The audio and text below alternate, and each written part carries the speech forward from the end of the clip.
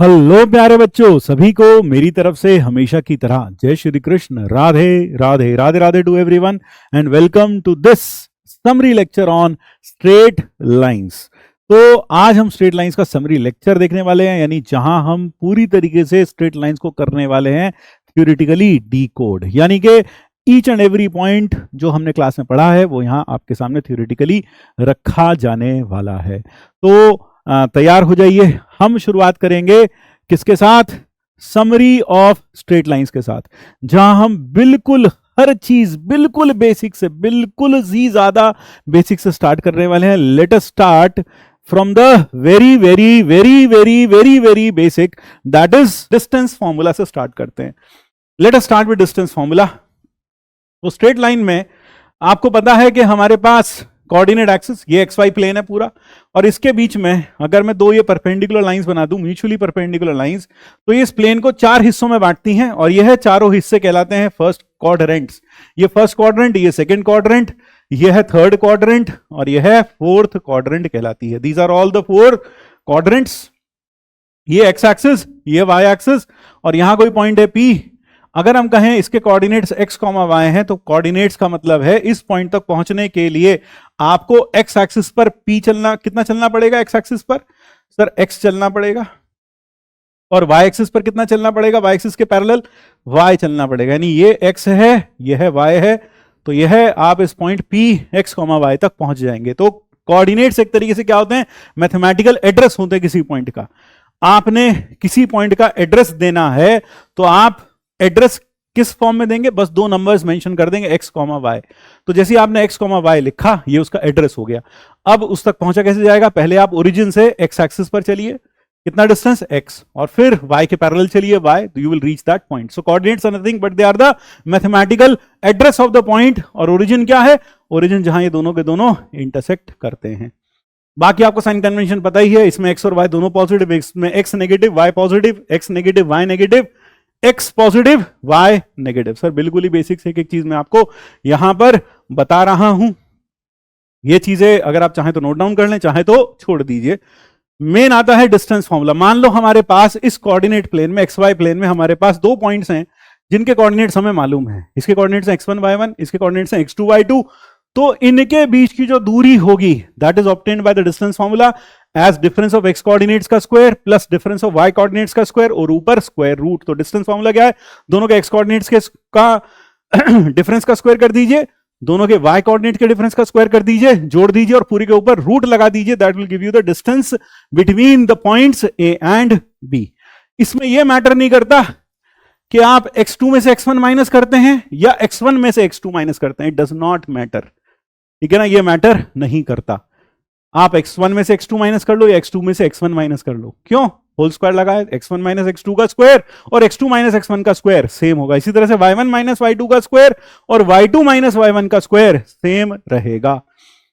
अगर मैं आपसे पूछूं distance of p from x axis, distance of p from x axis, वो क्या होगा?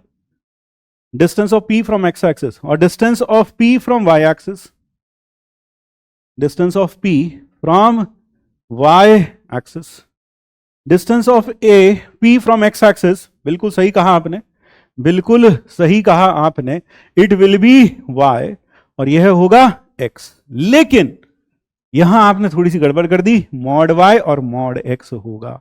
द डिस्टेंस ऑफ p, यानी अगर कोई भी पॉइंट p है उसके कोऑर्डिनेट्स x, y है, तो उसका डिस्टेंस x एक्सिस से होगा मॉड y, y एक्सिस से होगा मॉड x। क्योंकि आप समझ सकते हैं किसी भी पॉइंट के कोऑर्डिनेट्स नेगेटिव और पॉजिटिव दोनों हो सकते हैं। तो and distance is never negative, so you will have to put a mod on this. ये जरूर याद रखिएगा। डिस्टेंस फ्रॉम ओरिजिन कितना होगा? Distance from origin distance from origin ये हो जाएगा under root of x square plus y square, x minus 0 का स्क्वायर प्लस वाई माइनस 0 का स्क्वायर। ध्यान रखिए ओरिजिन के कोऑर्डिनेट्स क्या होते हैं? 0,0, दैट इज द ओरिजिन। फिर आते हैं सेक्शन फॉर्मूला पर। मान लीजिए हमारे पास दो पॉइंट्स हैं a और b और p इसे इंटरनली डिवाइड करता है in the ratio m:n and we need the coordinates of p। m:n का मतलब हो गया कि pa is to pb यानी कि P A is to P B जो है वो एम इज टू एन है, this is M is to N. तो पी के कोऑर्डिनेट्स कैसे लिखते हैं, M times this N times this, M X two plus N X one upon M plus N, M X two plus N X one upon M plus N, और M Y two plus N Y one upon M plus N. तो ध्यान रखिएगा ये इधर multiply होता है, ये इधर मल्टीप्लाई होता है। और अगर P मिड पॉइंट है, if P is mid point, अगर P मिड पॉइंट है, if P is mid point, तो P के कोऑर्डिनेट्स हो जाएंगे x1 प्लस x2 बाय 2, क्योंकि उस केस में रेशियो हो जाएगा 1:1। तो 1:1 MB1 और NB1 और y1 plus y2 by 2, these will be the coordinates of P। और एक्सटर्नल डिवीजन, एक्सटर्नल डिवीजन देखिए, इंटरनल डिवीजन में क्या होगा, point P A B line segment के ऊपर ही होगा, बीच में कहीं होगा। एक्सटर्नल डिवीजन में it will not be on the line segment A B, rather it will be outside this segment on the line passing through A B, यानी ए बी से पास होने वाली लाइन पर सिचुएटेड होगा, लेकिन ए और बी के बीच में नहीं होगा। जैसे यहां पर मान लीजिए ये ratio P A is to P B, M is to N, और पी से डिवाइड कर रहा है एक्सटर्नली किस रेशियो में, एम इज टू एन में, जहां एम एन से छोटा है। यहां पर m is less than n, m less than n है। तो यहां इस केस में अगर m लेस देन n है, यानी ये दूरी कम है और ये दूरी ज्यादा है, तो डेफिनेटली ये पॉइंट इधर होगा। अगर m ग्रेटर देन n होता तो यह पॉइंट कहां होता, यह वाला पॉइंट फिर इधर की साइड होता। ये तो कब है, जब m लेस देन n है। और अगर m ग्रेटर देन n होता तो उस केस में डायग्राम कैसा बनता, उस केस में डायग्राम बनता, यह पॉइंट है A, यह पॉइंट है B, and this would have been P, और ये हो जाता M, ये हो जाता M इज टू N, ये M हो जाता, ये वाला, और ये हो जाता N, ये N के प्रोपोर्शनल हो जाता, ये M के प्रोपोर्शनल है, ये पूरा इस वाले केस में N के प्रोपोर्शनल है और ये M के प्रोपोर्शनल है। तो P as to P B, M is to N, M less than N में यह डायग्राम बनेगा, और M ग्रेटर देन N में यह डायग्राम बनेगा। ये M ग्रेटर देन N का डायग्राम है और वो M लेस देन N का डायग्राम है। और इसमें करने का तरीका वही होगा, इसमें आप M, इसके कोऑर्डिनेट्स क्या हैं, x2 y2, और इसके कोऑर्डिनेट्स हैं x1 y1,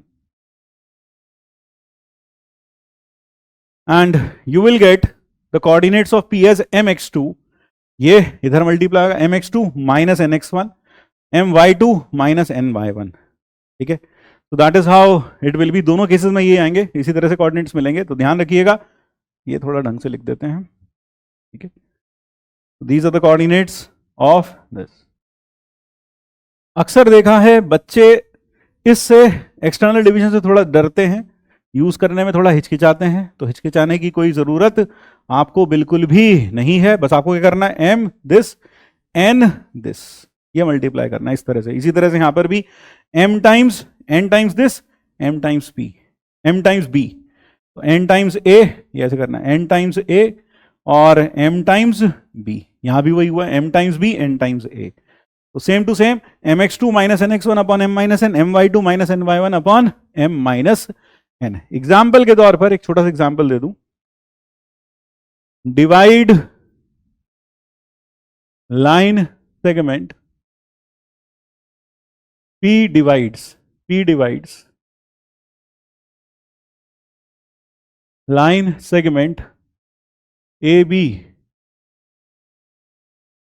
A joining AB, joining A 1,2 and B 3,4 in ratio 2:1 externally, in 2:1 externally. Find coordinates of P. Find A part, coordinates of P. B part कैसे करते हैं, externally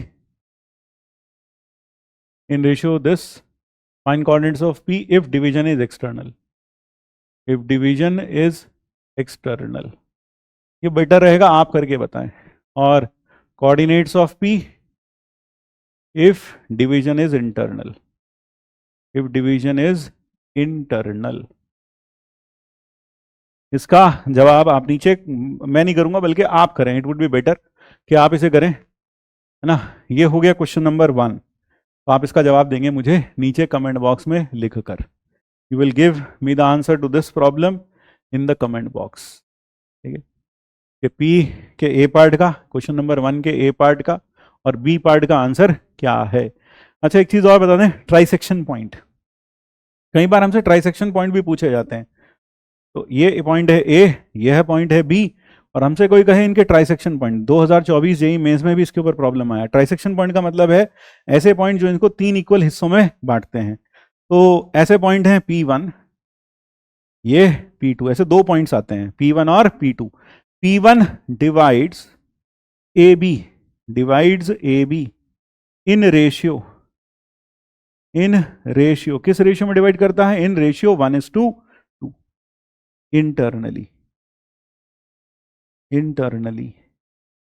और P2 divides A be in ratio 2:1 internally. तो ये चीज याद रखिएगा, इससे ट्राइसेक्शन पॉइंट मिल जाते हैं। तो that is how you get the trisection points. इस तरह से ट्राइसेक्शन पॉइंट्स मिल जाते हैं। तो this is about trisection points. फिर इसके बाद, तो ये हो गया ट्राइसेक्शन पॉइंट के बारे में। कई बार हमें रेशियो फाइंड करने को बोला जाता है कि फाइंड करिए यह पॉइंट इसको किस रेशियो में डिवाइड करता है। तो कभी भी रेशियो पूछा जाए किस रेशियो में गिवन पॉइंट डिवाइड करता है, तो रेशियो हमेशा हम एज्यूम करते हैं λ:1। रेशियो क्या एज्यूम किया जाता है? λ:1। एज्यूम रेशियो एज, हमेशा क्या मान लेंगे? λ:1।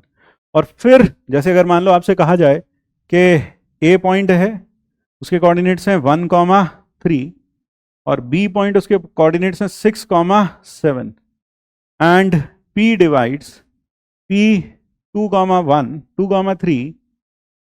हमसे पूछा जा रहा है कि बताओ कि पी 2,3 इसको, या फिर कोई और पॉइंट ले लें, है ना। ये दे दिया ए और बी के कोऑर्डिनेट्स, और आपसे कहा जाए find ratio in which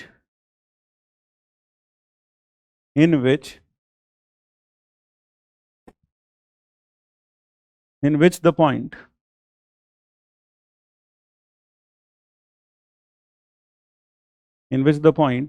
P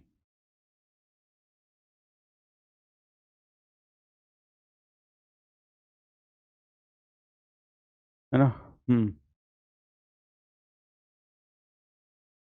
11,11 divides A B. ये आप करके बताएंगे कि इसको किस रेशियो में डिवाइड करता है। तो आप क्या करेंगे? पी के find the ratio in which the point P divides A B. तो हमें नहीं पता ये इंटरनल डिवीजन है एक्सटर्नल डिवीजन है, तो इस केस में मान लेंगे, एज्यूम कर लेते हैं रेशियो क्या है? λ:1, यानी कि ये इसको λ:1 के रेशियो में डिवाइड करता है। और फिर वहां से अब हमें पता नहीं है कि हमने रेशियो एक्सटर्नल डिवीजन है कि इंटरनल, लेकिन हम क्या मान के चल रहे हैं? हम मान के चल रहे हैं कि डिवीजन कैसा है? इंटरनल। अगर लैम्डा नेगेटिव आ जाए तो समझ जाएं कि वो डिवीजन इंटरनल नहीं बल्कि एक्सटर्नल होगा और गिवन रेशियो में ही होगा। जैसे इस केस में अगर मान लो मैं ये क्वेश्चन में ही कर दूं, तो इस केस में अगर λ:1 मान लें कि P divided in the ratio λ:1, तो 11,11 यह बराबर हो जाएगा 6 लैम्डा, यह बराबर हो जाएगा 6 lambda plus 1 upon lambda plus 1 and 3 plus 7 lambda upon lambda plus 1, यही हो जाएगा। तो अगर मैं इन दोनों को इक्वेट करता हूं तो 11 lambda plus 11 is equal to 6 lambda plus 1, तो ये आ गया 5 lambda is equal to 10, 5 lambda is equal to -10, तो -2। और यहां से अगर मैं इसको इक्वेट करता हूं तो जरा देखो, 11 lambda plus 11 is equal to 3 plus 7 lambda. हाँ, तो यहां से लैम्डा की वैल्यू आ गई -2, सेम वैल्यू आ रही है, यानी कि P divides externally in the ratio 2:1। तो डिवीजन इंटरनल नहीं बल्कि कैसा हो जाएगा? एक्सटर्नल डिवीजन हो जाएगा। तो यहां हम कह सकते हैं कि P divides AB externally in ratio 2:1, 2:1 के रेशियो में इसे एक्सटर्नली डिवाइड कर रहा है। तो that is the section formula. अब आते हैं एरिया ऑफ ट्राइंगल पर। अगर कभी भी ट्राइंगल का एरिया निकालना हो जिसके कोऑर्डिनेट्स हैं x1 y1 x2 y2 x3 y3, उसके वर्टिसेस के कोऑर्डिनेट्स हैं, then the area of the triangle is given as determinant modulus of x1 y1 1, x2 y2 1, x3 y3 1। अगर यह एरिया 0 हो जाए, इफ a बिकम्स 0, तो आप यहां से कंक्लूड कर सकते हैं if a is equal to 0, that is area of triangle ABC comes out to be 0. So this implies ABC are collinear. ABC are collinear. ये सब के सब क्या होंगे? कोलिनियर होंगे. They will be collinear. So that is about the collinearity using this, using the area of triangle. ठीक है. अगर मान लीजिए कभी भी यहां मॉड लगाना पड़ता है, अगर आप इसके कोऑर्डिनेट्स को, अगर आप इसको जब लिखें एक्चुअली में कैसे लिखें, एंटी क्लॉक ऑर्डर में लिखें। अगर आप एंटी क्लॉक ऑर्डर में लिखते हैं तो उस केस में मॉड लगाने की आपको आवश्यकता नहीं होगी। एंटी क्लॉक ऑर्डर में, एंटी क्लॉक यानी कि x1 y1 फिर x2 y2 फिर x3 y3 लिखेंगे तो मॉड लगाने की जरूरत नहीं होगी। लेकिन क्योंकि हम एक्चुअल प्लॉटिंग नहीं करते ट्राइंगल की, हमें नहीं पता होता कि हम जो वर्टिसेस ले रहे हैं वो क्लॉकवाइज ले रहे हैं कि एंटी क्लॉकवाइज ले रहे हैं, इसलिए वहां क्या लगा देते हैं, मॉड्यूलस। क्योंकि अगर क्लॉकवाइज लेते हैं तो मान लो इसका एरिया 5 है, तो आंसर जो आएगा इस डिटर्मिनेंट से वो आएगा -5 इस फॉर्मूला से, यानी कि क्या आएगा, जस्ट उसका नेगेटिव आ जाएगा, तो इसलिए क्या लगा देते हैं, मॉड्यूलस लगा देते हैं। लेकिन अगर आपने एक्चुअल प्लॉटिंग कर रखी है ग्राफ पेपर पे, यानी आपने रफ प्लॉट करके देख रखा है कि एंटी क्लॉक ऑर्डर में कौन कौन से वर्टिसेस हैं और आपने डिटर्मिनेंट उसी हिसाब से लिखा है x1 y1 फिर x2 y2 फिर x3 y3, तो आपको फिर मॉड लगाने की जरूरत नहीं पड़ेगी। ठीक है।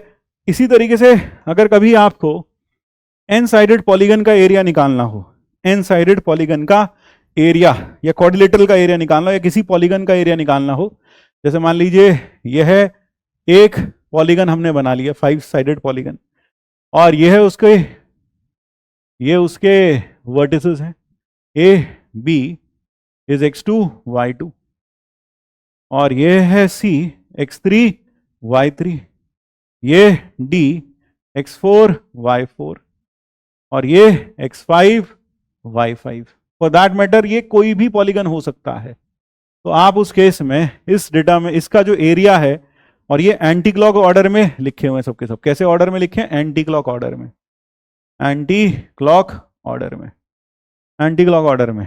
तो हाफ इनटू, यहां इसको कह देते हैं shoelace formula, x1 y1 x2 y2 फिर x3 y3 फिर x4 y4 फिर x5 y5 और फिर लास्ट में x1 y1। ये डिटर्मिनेंट भी क्या, ये एक अरेंजमेंट है। और इसे आप कैसे खोलेंगे, इसे आप खोलेंगे पहले 2-2 रो करके खोलेंगे। You will open it in row is ये 2 का, फिर ये 2 का, फिर है ना ये 2 नहीं, ये ऐसे खुलेगा, ध्यान से देखना जरा।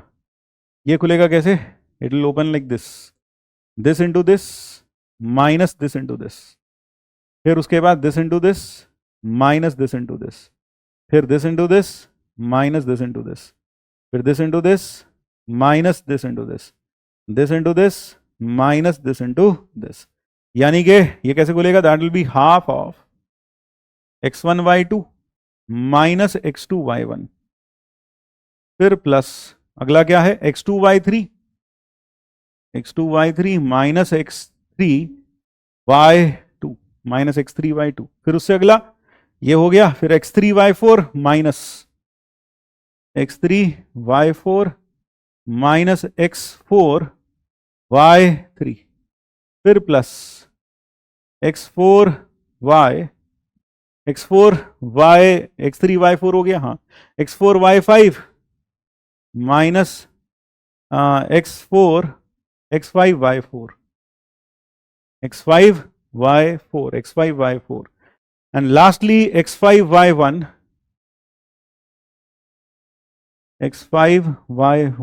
minus x1 y5। That is it. ये पूरा का पूरा बाहर half, that give you the area. This is called a shoelace formula. इसको क्या बोल देते हैं? शूलेस फॉर्मूला बोल देते हैं। लेकिन इसमें ध्यान रहे, जो आपके पास एक्चुअल सिनेरियो क्या होना चाहिए, सारे के सारे जो कोऑर्डिनेट्स हैं वो एंटी क्लॉक ऑर्डर में होने चाहिए। ठीक है, तो आप इसे, ये पेंटागन का निकाला, आप इसे किसी भी गन का निकाल सकते हैं, 5 gon, 6 gon, 7 gon, hexagon, heptagon. Now some important points in a triangle, कुछ इंपॉर्टेंट पॉइंट्स। सबसे पहले सेंट्रॉइड। सेंट्रॉइड क्या होता है? Point of intersection of the medians. और वह कैसे मिलता है? तीनों के तीनों कोऑर्डिनेट्स का अर्थमेटिक मीन, यानी कि उसका कोऑर्डिनेट होता है x1 + x2 + x3/3, y1 + y2 + y3/3। और सबसे इंपॉर्टेंट बात, सेंट्रॉइड हर मीडियन को 2:1 के रेशियो में इंटरनली डिवाइड करता है। It divides each median in the ratio 2:1, larger part being towards the vertex. ये ध्यान रखिएगा, हमेशा जो लंबा वाला पार्ट है वो हमेशा वर्टेक्स की तरफ आएगा। 2:1, 2:1, 2:1, that is how the centroid divides.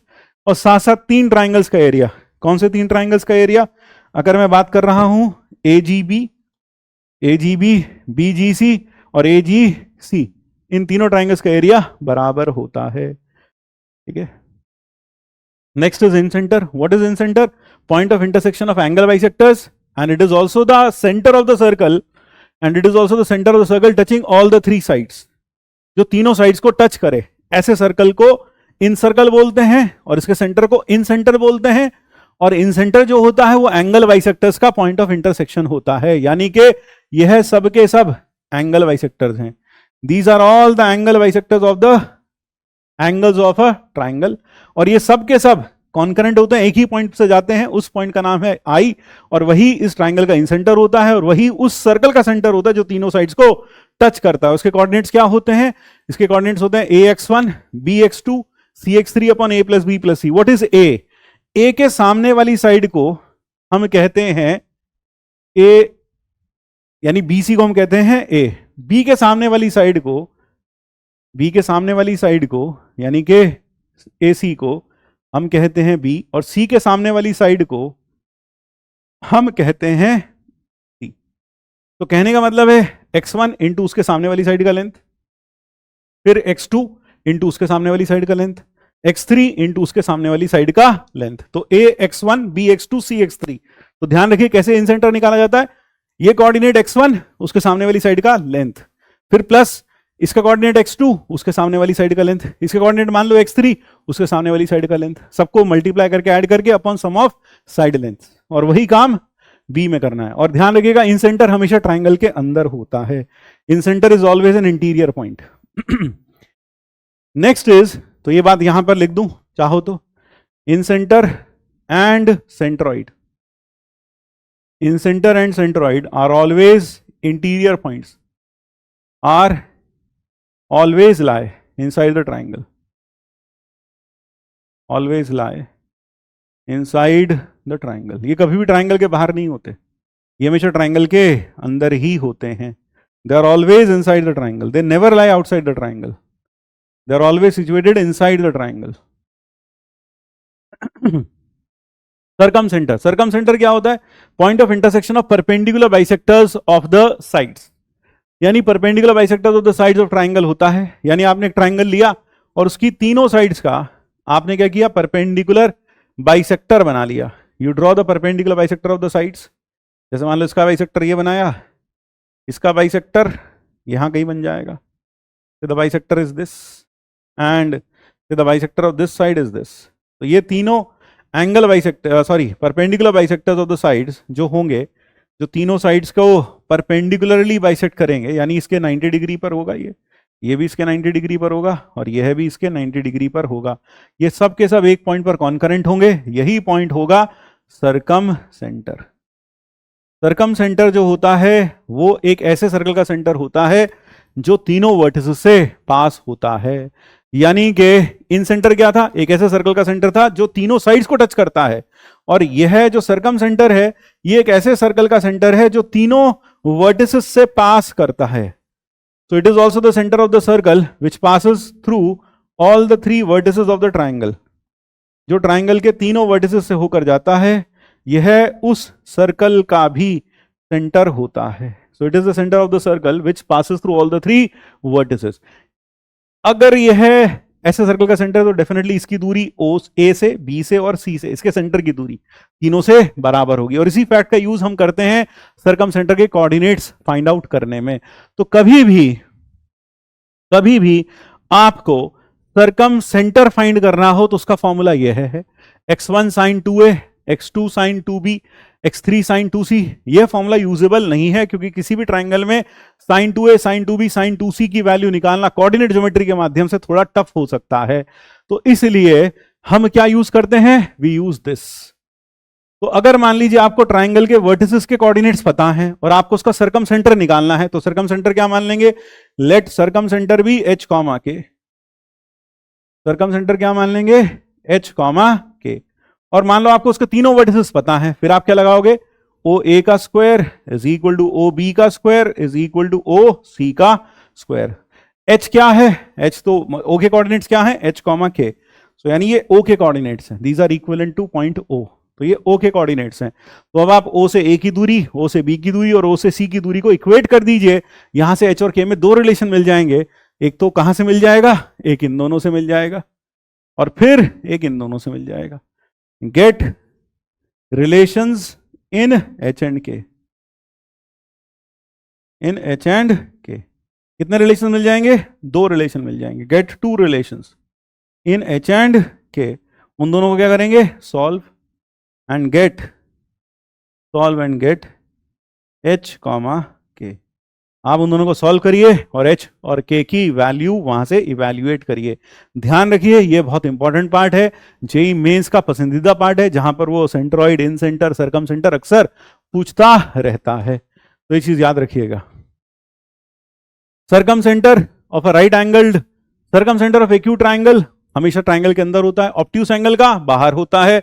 और राइट एंगल का जो सर्कम सेंटर होता है, राइट एंगल ट्राइंगल का, वो उसका मिड पॉइंट ऑफ हाइपोटेन्यूज होता है। That is the midpoint of hypotenuse. ये midpoint of hypotenuse is the circumcentre of a right angled triangle. तो ये चीज याद रखना है, ठीक है। ऑब्ट्यूस एंगल का बाहर, यानी सर्कम सेंटर अंदर भी हो सकता है, बाहर भी हो सकता है, ट्राइंगल पर भी हो सकता है। अंदर कहां होता है, एक्यूट एंगल ट्राइंगल में। एक्यूट एंगल ट्राइंगल का मतलब जिसके सारे एंगल 90 डिग्री से कम हो, ऐसे ट्राइंगल को एक्यूट एंगल ट्राइंगल बोलते हैं। और राइट एंगल ट्राइंगल जिसका एक एंगल 90 डिग्री हो, ऐसा ट्राइंगल राइट एंगल ट्राइंगल है। और उसका जो कम सेंटर है, सर्कम सेंटर, वो मिड पॉइंट ऑफ हाइपोटेन्यूज पर आता है, ठीक है। और ऑब्ट्यूस एंगल का बाहर होता है, ट्राइंगल के बाहर होता है। Next is ortho centre. Ortho centre क्या है, ortho centre is the point of intersection of altitudes. Altitude मतलब इस वर्टेक्स से लेकर सामने वाले पर परपेंडिकुलर गिरा दो, तो जो परपेंडिकुलर आएगा इसे ऑल्टीट्यूड बोला जाता है। तो अगर आप ये तीन ऑल्टीट्यूड्स बना लें तो तीनों ऑल्टीट्यूड्स जिस पॉइंट पर इंटरसेक्ट करती हैं वह पॉइंट कहलाता है orthocentre. This point is called as orthocentre. इसको जनरली H से डिनोट किया जाता है। We generally denoted by using H। इसको H से डिनोट करते हैं। और जो H के कोऑर्डिनेट्स होते हैं, H के कोऑर्डिनेट्स वो भी यूज करने लायक ज्यादा नहीं है। x1 tan A plus x2 tan B plus x3 tan C divided by tan A plus tan B plus tan C plus tan B plus tan C। इसी तरीके से y1 tan A plus y2 tan B और plus y3 tan C divided by tan A plus tan B plus tan C। यानी ये coordinates का formula है। तो देखा जाए तो कोऑर्डिनेट्स का फॉर्मूला सिर्फ इन सेंटर और सेंट्रॉइड में ही यूजेबल है, सर्कम सेंटर में भी वो यूजर फ्रेंडली नहीं है। ऑर्थो सेंटर का फॉर्मूला यह भी यूजर फ्रेंडली नहीं है। सर्कम सेंटर तो हम फिर भी फाइंड कर लेते हैं, ओ ए बराबर ओ बी बराबर ओ सी। सर्कम सेंटर को ओ मान लो, एच कॉमा के, और तीनों से दूरी, वर्टिसेस से दूरी को बराबर रख के एच और के में दो रिलेशन सॉल्व कर लो। लेकिन ऑर्थो सेंटर में हमें क्या करना पड़ेगा, अगर हम ये फॉर्मूला यूज नहीं करना चाहते तो हमें क्या करना पड़ेगा, find equation of two altitudes. Find equation of two altitudes दो ऑल्टीट्यूड्स की इक्वेशन निकालो, दो altitudes and solve them for orthocentre, और उन दोनों को क्या करो, सॉल्व कर लो। क्या मिल जाएगा उनका इंटरसेक्शन पॉइंट? ऑर्थो सेंटर ही मिल जाएगा, है ना। हाँ, तो जैसे मान लो आपको ए बी की इक्वेशन, ए ई की इक्वेशन निकालनी है, तो ए के कोऑर्डिनेट्स आपको मालूम होने चाहिए और साथ में ए ई का स्लोप।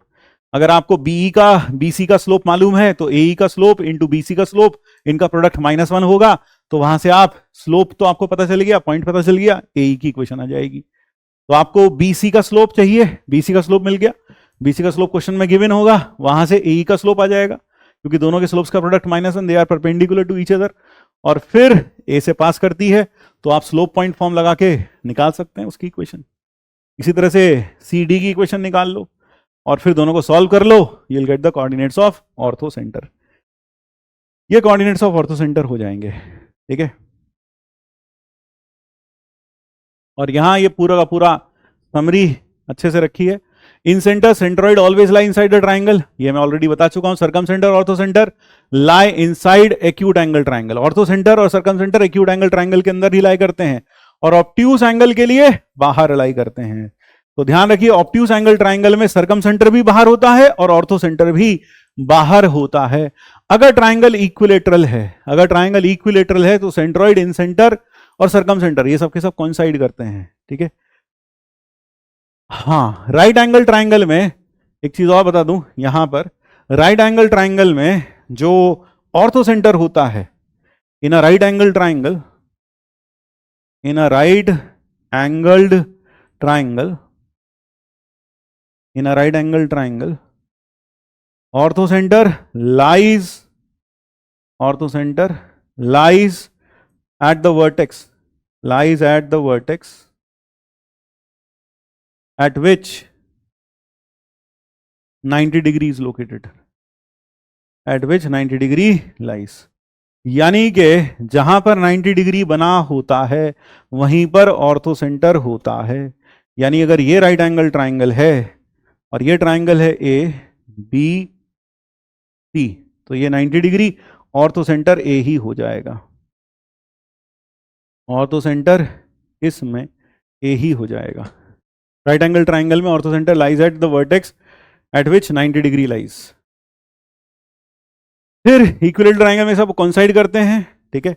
और एक चीज और याद रखिएगा, यह जो लिखा हुआ है वो क्या है, किसी भी ट्राइंगल में, किसी भी ट्राइंगल में सर्कम सेंटर, किसी भी ट्राइंगल में सर्कम सेंटर और ऑर्थो सेंटर और सेंट्रॉइड, ये सेंट्रॉइड, ये सॉरी ये ऑर्थो सेंटर, ये सेंट्रॉइड और ये सर्कम सेंटर, ये circumcentre, this is O, this is circumcentre, circumcentre. तो ये हमेशा एक स्ट्रेट लाइन में होते हैं, और यह जो रेशियो होता है, कौन सा रेशियो, ये जो रेशियो होता है, ये रेशियो हमेशा 2:1 होता है। इस लाइन को हम ऑयलर्स लाइन बोलते हैं या यूलर लाइन जिसे आप कहते हैं। तो ध्यान रखिए कि अगर हम यहां पर ऑर्थो सेंटर और circumcentre, orthocentre, centroid and circumcentre are always collinear and centroid divides the line joining the orthocentre and circumcentre in the ratio 2:1। ये इसको 2:1 के रेशियो में डिवाइड करती है लाइन, यह याद रखना है, ठीक है। इसका यूज काफी जगह पर होता है। ये हटाओ, इस फिगर का कोई यहां मतलब या औचित्य नहीं है, तो ये चीज याद रहनी चाहिए, ठीक है। फिर आइसोसेलेस ट्राइंगल में सेंट्रॉइड, ऑर्थो सेंटर, इन सेंटर, सर्कम सेंटर ये सब एक लाइन पर होते हैं। सेंट्रॉइड, ऑर्थो सेंटर और इन सेंटर और सर्कम सेंटर ये सब एक ही लाइन पर होते हैं। हर ट्राइंगल में सेंट्रॉइड, ऑर्थो सेंटर और सर्कम सेंटर एक लाइन पर होते हैं, लेकिन आइसोसेलेस में इन सेंटर भी उसी लाइन पर आ जाता है। आइसोसेलेस ट्राइंगल में इन सेंटर भी उसी लाइन पर आ जाता है। तो ध्यान रखिएगा, आमतौर पर हर ट्राइंगल में क्या होता है, हर ट्राइंगल में सर्कम सेंटर, इन सर्कम सेंटर, ऑर्थो सेंटर और सेंट्रॉइड एक ही लाइन में होते हैं। इक्विलेटरल में ये सारे कोइंसाइड करते हैं, जितने भी सेंटर तुमने पढ़े, कौन कौन से, incentre, circumcentre, centroid, orthocentre, ये सब एक ही पॉइंट पर आ जाते हैं। आइसोसेलेस ट्राइंगल में ये सब के सब क्या होते हैं, कोलिनियर होते हैं, एक ही लाइन में लाई करते हैं, दे आर ऑल कोलिनियर। फिर कुछ क्वाड्रिलेटरल्स के बारे में बता दें आपको। Family of quadrilaterals convex figures, यानी ऐसे फिगर्स जिनमें हर एंगल 180 डिग्री से कम होता है, each angle is less than 180 degree, such quadrilaterals are said to be कैसे quadrilateral convex figures, convex quadrilaterals कहलाते हैं, ठीक है। तो पैरेललोग्राम, रेक्टेंगल और रोम्बस और स्क्वायर, ये सब आपको मालूम होना चाहिए। पैरेललोग्राम, ट्रेपीजियम, ट्रेपीजियम जिसमें एग्जैक्टली दो सेट ऑफ साइड्स पैरेलल होती हैं, exactly two parallel sides, two set of parallel sides and two non parallel sides. और ये आइसोसेलेस कब कहलाता है? अगर इसकी नॉन पैरेलल साइड्स बराबर हो जाए तो ये आइसोसेलेस ट्रेपीजियम कहलाता है, ठीक है, या इक्विलेटरल ट्रेपीजियम कहलाता है। तो this is it, A B C D, this is the trapezium, exactly one set of parallel sides, exactly one set of parallel sides, तो ऐसे को हम बोलते हैं ट्रेपीजियम, दिस इज ट्रेपीजियम। और इसमें अगर ए बी, ए डी और बी सी बराबर हो जाए तो हम इसे कह देते हैं आइसोसेलेस ट्रेपीजियम। आइसोसेलेस ट्रेपीजियम की खासियत होती है कि उसके बेस एंगल्स बराबर होते हैं, the base angles are equal. If A D बराबर बी सी हो या फिर एंगल ए बराबर एंगल बी हो जाए तो इस केस में ये जो ट्रेपीजियम बनेगा उसको हम कहेंगे आइसोसेलेस ट्रेपीजियम या फिर equilateral trapezium, that is called an isosceles और इक्विलेटरल ट्रेपीजियम। काइट क्या होता है? Kite, this quadrilateral is a kite, इसमें दो साइड्स, एडजेसेंट साइड्स बराबर होती हैं दोनों, कौन कौन सी? ये दो पेयर, ये बराबर और ये बराबर, और एक ही डायगोनल होती है जो इसको दो कॉन्ग्रुएंट पार्ट्स में डिवाइड करती है, ठीक है। और ये सिर्फ ये वाली डायगोनल है, diagonal are perpendicular but only one diagonal divides the quadrilateral into two congruent parts, सिर्फ यही है जो इसको दो कॉन्ग्रुएंट पार्ट्स में डिवाइड कर रही है। कॉन्ग्रुएंट मतलब बिल्कुल एक जैसे, तो ए बी सी और ये डी, तो triangle A B C is congruent to triangle A C D, और ये इसकी डायगोनल्स एक दूसरे के परपेंडिकुलर होती हैं, द डायगोनल्स आर परपेंडिकुलर। ये बात तो समझ में आ गई होगी, ठीक है। और ध्यान रखिएगा इसमें ये वाली डायगोनल बाइसेक्ट होती है, ये डायगोनल बाइसेक्ट नहीं होती, ये वाली डायगोनल बाइसेक्ट हो जाती है, this diagonal is bisected at D point, at E point, लेकिन ये डायगोनल बाइसेक्ट नहीं होती, ठीक है। तो ये हुआ। और साइक्लिक क्वाड्रिलेटरल ऐसा क्वाड्रिलेटरल जो कि सर्कल के अंदर बन जाए, यानी जिसके चारों वर्टिसेस सर्कल पर लाई करें। क्या ट्राइंगल हमेशा साइक्लिक होता है? Yes, every triangle is cyclic, but every quadrilateral is not a cyclic quadrilateral.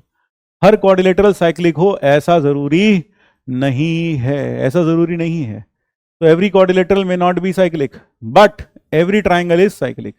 Her triangle cyclic होता है, क्वाड्रिलेटरल का साइक्लिक होना जरूरी नहीं है। तो जैसे ये एक साइक्लिक क्वाड्रिलेटरल है, साइक्लिक क्वाड्रिलेटरल की खासियत क्या होती है? उसके अपोजिट एंगल्स का सम 180 डिग्री होता है, ये और ये 1, ये 2, ये 3, ये है 4, angle 1 plus angle 3 2 is pi, and angle 3 plus angle 4 is also pi. आप सोच रहे होंगे कि यहां हम पैरेललोग्राम को लेकर इतना खामोश क्यों है, उसके बारे में हमने क्यों नहीं बताया, क्योंकि वह हम अगली स्लाइड में बताएंगे। पैरेललोग्राम में अपोजिट साइड्स इक्वल होती हैं, डायगोनल्स एक दूसरे को बाइसेक्ट करती हैं, अपोजिट साइड्स पैरेलल हैं, अपोजिट साइड्स इक्वल हैं, अपोजिट एंगल्स इक्वल हैं। तो यहाँ ये पूरा का पूरा चार्ट हमने आपके सामने रख दिया है पैरेललोग्राम, रेक्टेंगल, रोम्बस और स्क्वायर के बारे में, ठीक है। सो that is all the properties of parallelogram, rectangle and rhombus and square। तो कहना चाहिए ये सारे के सारे क्वाड्रिलेटरल सबके सब रेक्टेंगल होते हैं, सबके सब पैरेललोग्राम होते हैं। Every rectangle is a parallelogram, every rhombus is a parallelogram, every square is a parallelogram. And rhombus जो होता है, रोम्बस एक ऐसा पैरेललोग्राम है जिसकी सारी साइड्स इक्वल हो जाती हैं, ऑल साइड्स आर इक्वल। इसमें क्या होता है?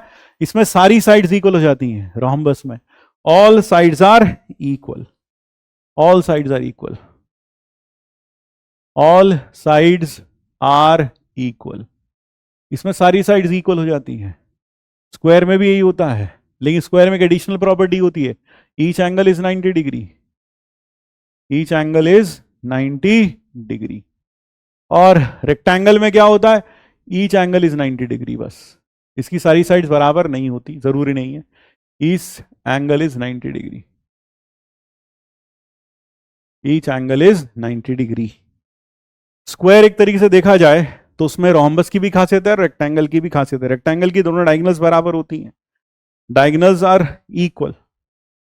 किस केस में, रेक्टेंगल के केस में। स्क्वायर में भी वही प्रॉपर्टी है, ठीक है। स्क्वायर, जरा यहां पे मैं एक बार आपको बता दूं कि every square is a rhombus, every square is a rhombus, क्योंकि रोम्बस है जिसकी सारी साइड्स इक्वल होती हैं, ऐसा पैरेललोग्राम जिसकी सारी साइड्स इक्वल होती हैं, स्क्वायर में होती हैं, तो therefore every square is a rhombus. Every square is also rectangle, every square is a rectangle. Her square rectangle होता है, लेकिन हर रेक्टेंगल स्क्वायर नहीं होता, तो ये छोटा सा अंतर है। Every square is a rhombus, but every square, every rhombus is not a square. Rhombus की जो डायगोनल्स होती हैं वो एक दूसरे को 90 डिग्री पर बाइसेक्ट करती हैं, they bisect each other at 90 degree. Say this is a rhombus, yes, say this is a rhombus. और रोम्बस की जो डायगोनल्स होती हैं वो एक दूसरे के म्यूचुअली परपेंडिकुलर होती हैं, इक्वल नहीं होती। ये क्या है, rhombus. Diagonals bisect at 90 degree, bisect at 90 degree, यानी कि ये दोनों एक दूसरे को बाइसेक्ट करती हैं और एक दूसरे के परपेंडिकुलर होती हैं। जबकि रेक्टेंगल में डायगोनल्स सिर्फ इक्वल होती हैं और बाइसेक्ट करती हैं, लेकिन 90 डिग्री पर नहीं होती। डायगोनल्स आर इक्वल, यहां डायगोनल्स इक्वल होती हैं, आर इक्वल, बस। ये किसमें, रेक्टेंगल में, इसमें डायगोनल्स इक्वल होती हैं। इसमें डायगोनल्स एक दूसरे को बाइसेक्ट करती हैं 90 डिग्री पर, diagonals are equal and bisect each other. यहां भी बाइसेक्ट करती हैं, क्योंकि पैरेललोग्राम में बाइसेक्ट करती हैं, बाइसेक्ट ईच अदर।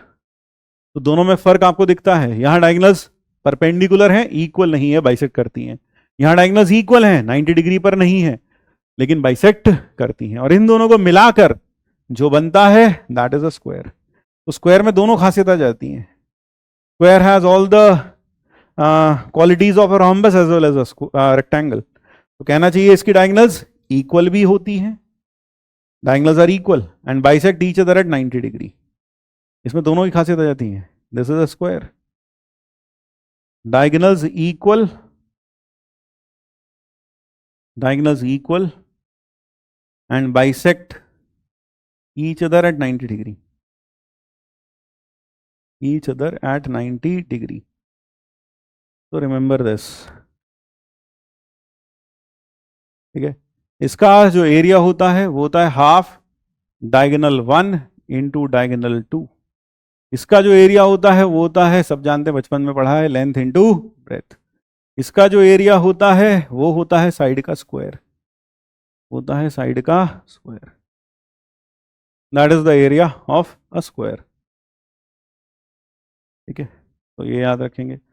अब आते हैं नेक्स्ट, स्लोप ऑफ लाइन पर। Now what do we mean by slope of line. अगर मान लो हम 2 पॉइंट ले लें, इन 2 पॉइंट से गुजरती हुई ये लाइन है, तो यह लाइन जो एंगल बनाएगी एक्स एक्सिस के साथ, positive direction of x axis के साथ, वो एंगल तो इंक्लिनेशन कहलाएगा। That angle will be called as inclination. और ये जो थीटा है, थीटा तो क्या हो गया इसका, इंक्लिनेशन। थीटा हो गया inclination, theta is inclination. Inclination क्या होता है, कोई भी लाइन जो positive direction of x axis के साथ एंगल बनाती है उसे इंक्लिनेशन कहते हैं। और इसका अगर tan ले लिया जाए that is called as slope. Inclination याद रखें, किसी भी लाइन का जो इंक्लिनेशन होगा वो हमेशा 0 से 180 के बीच में होगा। The inclination of a line lies in the interval 0 to 180। तो this angle is theta, this is a line L, और यह इसका इंक्लिनेशन हुआ। और जो थीटा की रेंज होगी वो होगी 0 से लेकर pi open, that is the range of theta. अब स्लोप क्या होता है, स्लोप होता है इस लाइन का slope, that will be given as m is equal to tan theta, where theta belongs to 0 से pi, except pi by 2, except pi by 2, that is the slope. यानी कि अगर आप इसके इंक्लिनेशन का tan ले लें तो जो रिजल्टिंग आउटकम आएगा that will be called as slope of the line. और अगर दो points x1 y1 x2 y2 इन दोनों पॉइंट्स को जोड़ने वाली जो लाइन होगी, इन दोनों पॉइंट से गुजरने वाली जो लाइन होगी, उसका स्लोप मिलेगा y2 minus y1 upon x2 minus x1, difference of y coordinates upon difference of x coordinates. अगर मान लीजिए कोई लाइन ओरिजिन से जा रही है, if a line passes through origin, that is one of the points on the line is origin itself, and another point on this line is p x, y। तो ध्यान रखिए जो इसका स्लोप होगा लाइन का, स्लोप ऑफ l, ये होगा y by x, y minus 0, difference of y coordinates upon difference of x coordinates. तो m बराबर difference of y coordinates upon difference of x coordinates, that is the slope, difference of x coordinates, that is the slope of the line. यह हो जाता है line का slope जो कि दो पॉइंट से पास हो रही है। This is the slope of a line which passes through two given points, difference of y coordinates, difference of x coordinates, y2 minus y1 upon x2 minus x1, that is m, that is equal to m। फिर angle between two lines, मान लीजिए आपको दो lines के बीच का angle निकालना है। Suppose this is x axis and you have a line which makes an angle of theta 1 and theta 2 with the x axis। ये एंगल से theta 1 और ये एंगल है theta 2, and you want to find out this angle theta between the lines L1 and L2, this is x axis। तो tan theta होता है, if I need the acute angle, mod of m1 minus m2 upon 1 plus m1 m2, that is the angle between two lines, that is the angle between two lines। तो दो lines के बीच का angle क्या होता है? Acute angle, खासकर, है ना। यहां से क्या मिलेगा? Acute angle. If theta is acute angle between lines, theta is acute angle between lines, acute angle between the lines L1 and L2, then what do we have? Then we have tan theta is equal to m1 minus m2 upon 1 plus m1 m2। यहां से ये समझ में आता है अगर दोनों lines parallel हैं, है ना, अगर दोनों लाइंस कैसी हैं? पैरेलल, तो उनके स्लोप्स इक्वल हो जाएंगे, If lines are parallel, slopes are equal. And if lines are perpendicular, तो tan theta will not be defined, क्योंकि 90 पर tan theta defined नहीं होता है। तो उस केस में डिनोमिनेटर 0 हो जाना चाहिए। तो m1 m2 की वैल्यू -1। अगर तीन पॉइंट्स कोलिनियर हैं, MAB is equal to MBC, यानी स्लोप ऑफ, अगर तीन पॉइंट्स कोलिनियर हैं तो स्लोप लाइन का हम कैसे निकाल सकते हैं? Difference of y coordinates upon difference of x coordinates. तो इससे जो डिफरेंस, जो स्लोप आएगा वही स्लोप इससे आना चाहिए। तो ऑब्वियस सी बात है, slope of AB should be equal to slope of BC। तो यह बहुत अच्छा टेस्ट है to test whether three points are collinear और नॉट। तो slope of AB should be equal to slope of BC। अगर यह दोनों बराबर हैं तो हम कंक्लूड कर सकते हैं कि ABC आर कोलिनियर। तो this is a very nice and elegant test for testing the collinearity of 3 points. ठीक है, फॉर 3 पॉइंट्स। यहां पर मैं आपको एक चीज और बता दूं, कभी मान लो यह हमारी x एक्सिस है, तो this is our x axis and these are the two lines which intersect and I want to find out this angle theta. अब मुझे नहीं पता ये एक्यूट है कि ऑब्ट्यूस है, तो tan theta will be equal to, मान लो इसका स्लोप है m1 और इसका स्लोप है m2। तो आप यहां पर इंटरसेक्शन पॉइंट पर दो वेक्टर बना दें, एक ये और एक ये, और फिर यह देखें कि यह वेक्टर किस डायरेक्शन में एंटी क्लॉक कौन घूमेगा दूसरे से कंसाइड करने के लिए। ये एंटी क्लॉक घूमेगा, तो इसके स्लोप को बस माइनस में लिख लें। You will get this exact angle m2 minus m1 upon 1 plus m1 m2। That will give you the exact angle between the two lines L1 and L2। तो कभी भी आपको ये एंगल चाहिए और आपको नहीं पता ये एक्यूट है कि ऑब्ट्यूस है, तो आप पहले थोड़ा सा प्लॉट कर लीजिए और फिर देखिए एंटी क्लॉक कौन सा वेक्टर घूमेगा दूसरे से कंसाइड करने के लिए। जो वेक्टर घूमेगा बस उसके कॉरस्पॉन्डिंग जो स्लोप होगा वो फॉर्मूला में माइनस के साथ ले लीजिए, मॉड हटा दीजिए, you will get this angle exact. ठीक है, ज्यादा जानकारी के लिए क्लास लेक्चर देखें। ठीक है, चलिए आगे बढ़ते हैं। इसके बाद equation of line in different forms. सबसे पहला आता है slope point form. Slope point form of line, जहां पर हमें ऑब्वियसली बात है स्लोप दे रखा होगा और लाइन की स्लोप और पॉइंट जहां से लाइन पास होती है, तो ये होता है y minus y one is equal to m times x minus x1। That is the equation of line in slope point form. Two point form, यहां दो पॉइंट्स दे रखे होंगे जहां से लाइन पास होती है, y माइनस वाई टू, फिर यहां y2 minus y one upon x2 minus x1 into x minus x1। That is the equation of line in two point form. यानी यहां पर आपको गिवन क्या होगा, you will be given 2 points on this line जहां से line पास हो रही है। तो 2 पॉइंट्स आपको दे रखे हैं, that is how you can write down the equation of line in 2 point form. और अगर आपको इस केस में सिर्फ एक पॉइंट दे रखा है जहां से लाइन पास होती है और साथ में इसका स्लोप दे रखा है, कितना है, स्लोप इज m। स्लोप कितना दे रखा है, m दे रखा है। फिर next is slope intercept form. यह बहुत ही प्रसिद्ध फॉर्म है, y equal to mx plus c, जहां पर यह लाइन y एक्सिस को कट करती है c पर, 0, c पर। It cuts y axis at 0, c। तो ध्यान रखिए अगर कोई line y equal to mx plus c है और वो y एक्सिस को कट करती है 0, c पर, तो ये जो c है ये इसका y इंटरसेप्ट कहलाता है। ये क्या है, इसका y इंटरसेप्ट। और इसका स्लोप कितना है, इसका स्लोप है m। तो लाइन की इक्वेशन अगर आपको y इंटरसेप्ट और c स्लोप पता है तो slope intercept form is y equal to mx plus c। This is the most widely and wildly used form of line. Double intercept form, double intercept form of line is, double intercept form of line, double intercept form, double intercept form का मतलब यहां पर आपको x intercept पता है, y intercept. Intercept का मतलब होता है उन पॉइंट के कोऑर्डिनेट्स जहां पर वो x और y को कट करती है। तो जैसे कि suppose a line intersects x axis at a, 0, तो उसका जो x कोऑर्डिनेट होगा वो x इंटरसेप्ट कहलाएगा। और जहां पर ये y को कट करती है उस पॉइंट का y इंटरसेप्ट होगा इसका y कोऑर्डिनेट, और x इंटरसेप्ट होगा जहां पर वो x को कट करती है उसका x कोऑर्डिनेट। जैसे कि ऊपर इसने y को कट किया 0, c पर, तो c क्या बन गया, y इंटरसेप्ट बन गया।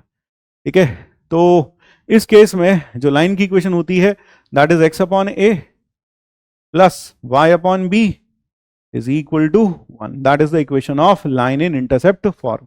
x upon a plus y upon b is equal to 1। That is an intercept form. Next is the normal form. Normal form of line. Normal form of line is, suppose you have a line L और उसके ऊपर हम origin से perpendicular डाल दें। We drop a perpendicular from origin onto this line and this perpendicular is of length p and it makes an angle alpha। तो इस line की इक्वेशन हो जाती है x cos alpha plus y sin alpha is equal to p। Obvious सी बात है p should be greater than 0 and alpha जो होता है that ranges from 0 to 2 pi। that is the normal form of line। तो अलग अलग information में आप लाइन की अलग अलग फॉर्म्स यूज करते हैं। जैसे मान लो अगर आपको 2 पॉइंट दे रखे हैं तो आपको उन दोनों से गुजरने वाली लाइन की इक्वेशन निकालनी है तो you will use 2 point form. अगर आपको लाइन पता है x एक्सिस को कहां काटती है, y एक्सिस को कहां काटती है, तो you will use the double intercept form. अगर आपको लाइन का स्लोप पता है और y इंटरसेप्ट पता है then you will use the slope intercept form.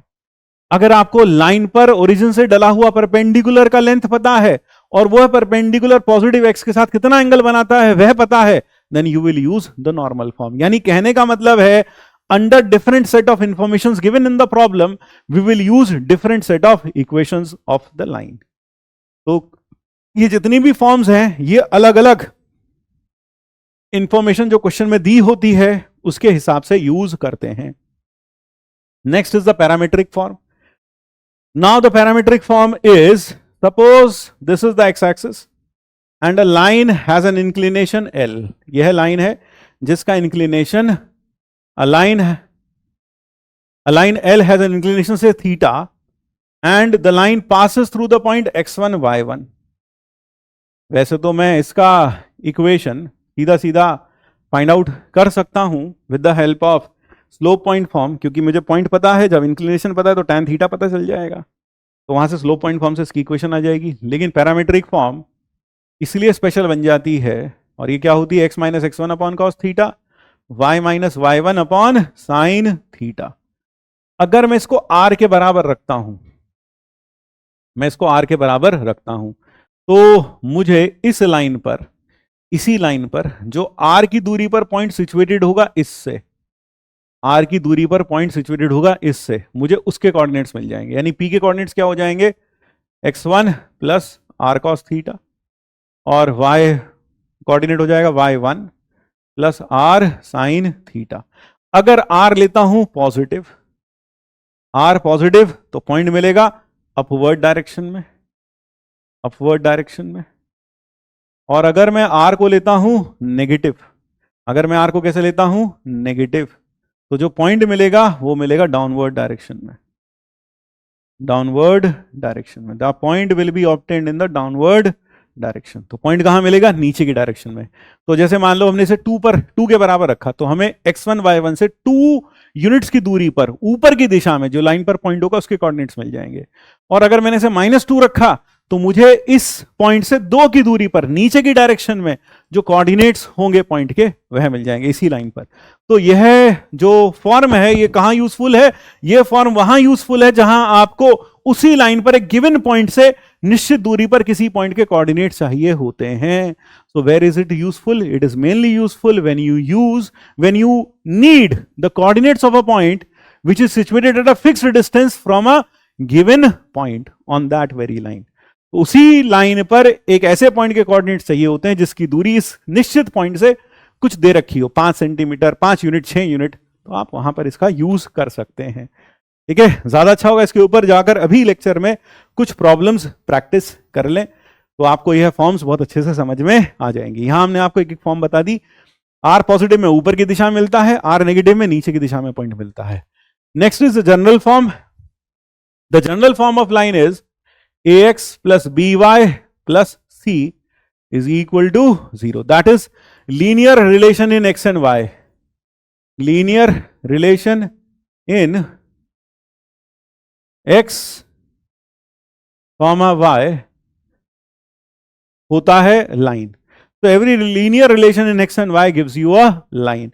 इस लाइन को अगर आप चाहें तो स्लोप इंटरसेप्ट फॉर्म में चेंज कर सकते हैं। स्लोप इंटरसेप्ट फॉर्म, असल में जितनी भी लाइंस हैं वो अल्टीमेटली इसी रूप में चेंज हो जाती हैं। स्लोप इंटरसेप्ट फॉर्म में कैसे, अगर मैं देखूं y is equal to minus a by b x minus C by b, तो ये क्या हो गया, यह मैच कर रहा है y equal to M X plus C से। तो m कितना हो गया सर, m हो गया माइनस ए बाय बी, और यह हो गया y intercept minus C by b. तो we can change it into slope intercept form. अगर आप चाहें तो इससे डबल इंटरसेप्ट फॉर्म में भी चेंज कर सकते हैं। Double intercept form, double intercept form में कैसे, ये हो जाएगा A x plus B Y equal to minus C. तो X upon minus C by A, Y upon minus C by B equal to 1। तो यहां पर एक्स इंटरसेप्ट हो जाएगा माइनस सी बाय ए, और वाई इंटरसेप्ट हो जाएगा minus C by b. That will be the y intercept. और अगर आप चाहें तो इसे नॉर्मल फॉर्म में भी चेंज कर सकते हैं। नॉर्मल फॉर्म, नॉर्मल फॉर्म में कैसे, आप इस लाइन को लिख लीजिए A X minus B Y is equal to C. ध्यान रखिए जो ये सी होना चाहिए वो पॉजिटिव होना चाहिए। अगर पॉजिटिव नहीं है तो इसे पॉजिटिव बना लीजिए, और फिर दोनों साइड डिवाइड कर दीजिए root of A square plus B square से, root of A square plus B square से। And once you divided by root of A square plus B square, C upon root of A square plus B square. तो जैसे आपने divide किया तो आप समझ सकते हैं ये है कॉस अल्फा हो गया कितना, minus A upon root of A square plus B square, और कॉस और साइन अल्फा कितना हो गया, साइन अल्फा हो गया minus B upon root of A square plus B square, और जो length of perpendicular from origin था वो हो जाएगा C upon root of A square plus B square. So this general form can be changed into the three forms, slope form या double intercept form या फिर normal form in the following manner. इस तरह से आप इन्हें change कर सकते हैं. That is how you can change them. फिर नेक्स्ट ये हुआ.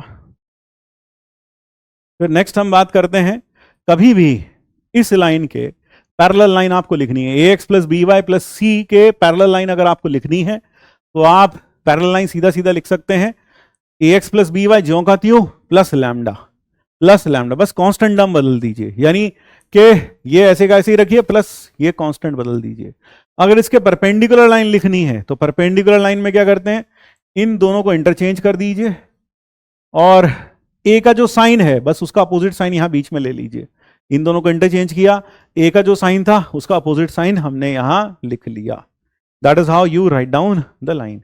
जैसे मान लो आपके पास हो 2x plus 3y plus 7 is equal to 0. मान लो ये लाइन L है, तो इसके पैरेलल लाइन कैसे लिखेंगे, 2x plus 3y plus lambda is equal to 0.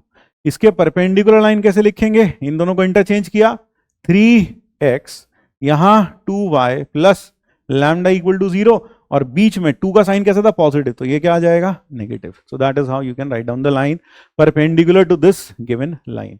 Lambda और के यहां पैरामीटर्स हैं and their values are obtained with the help of given information in the problem.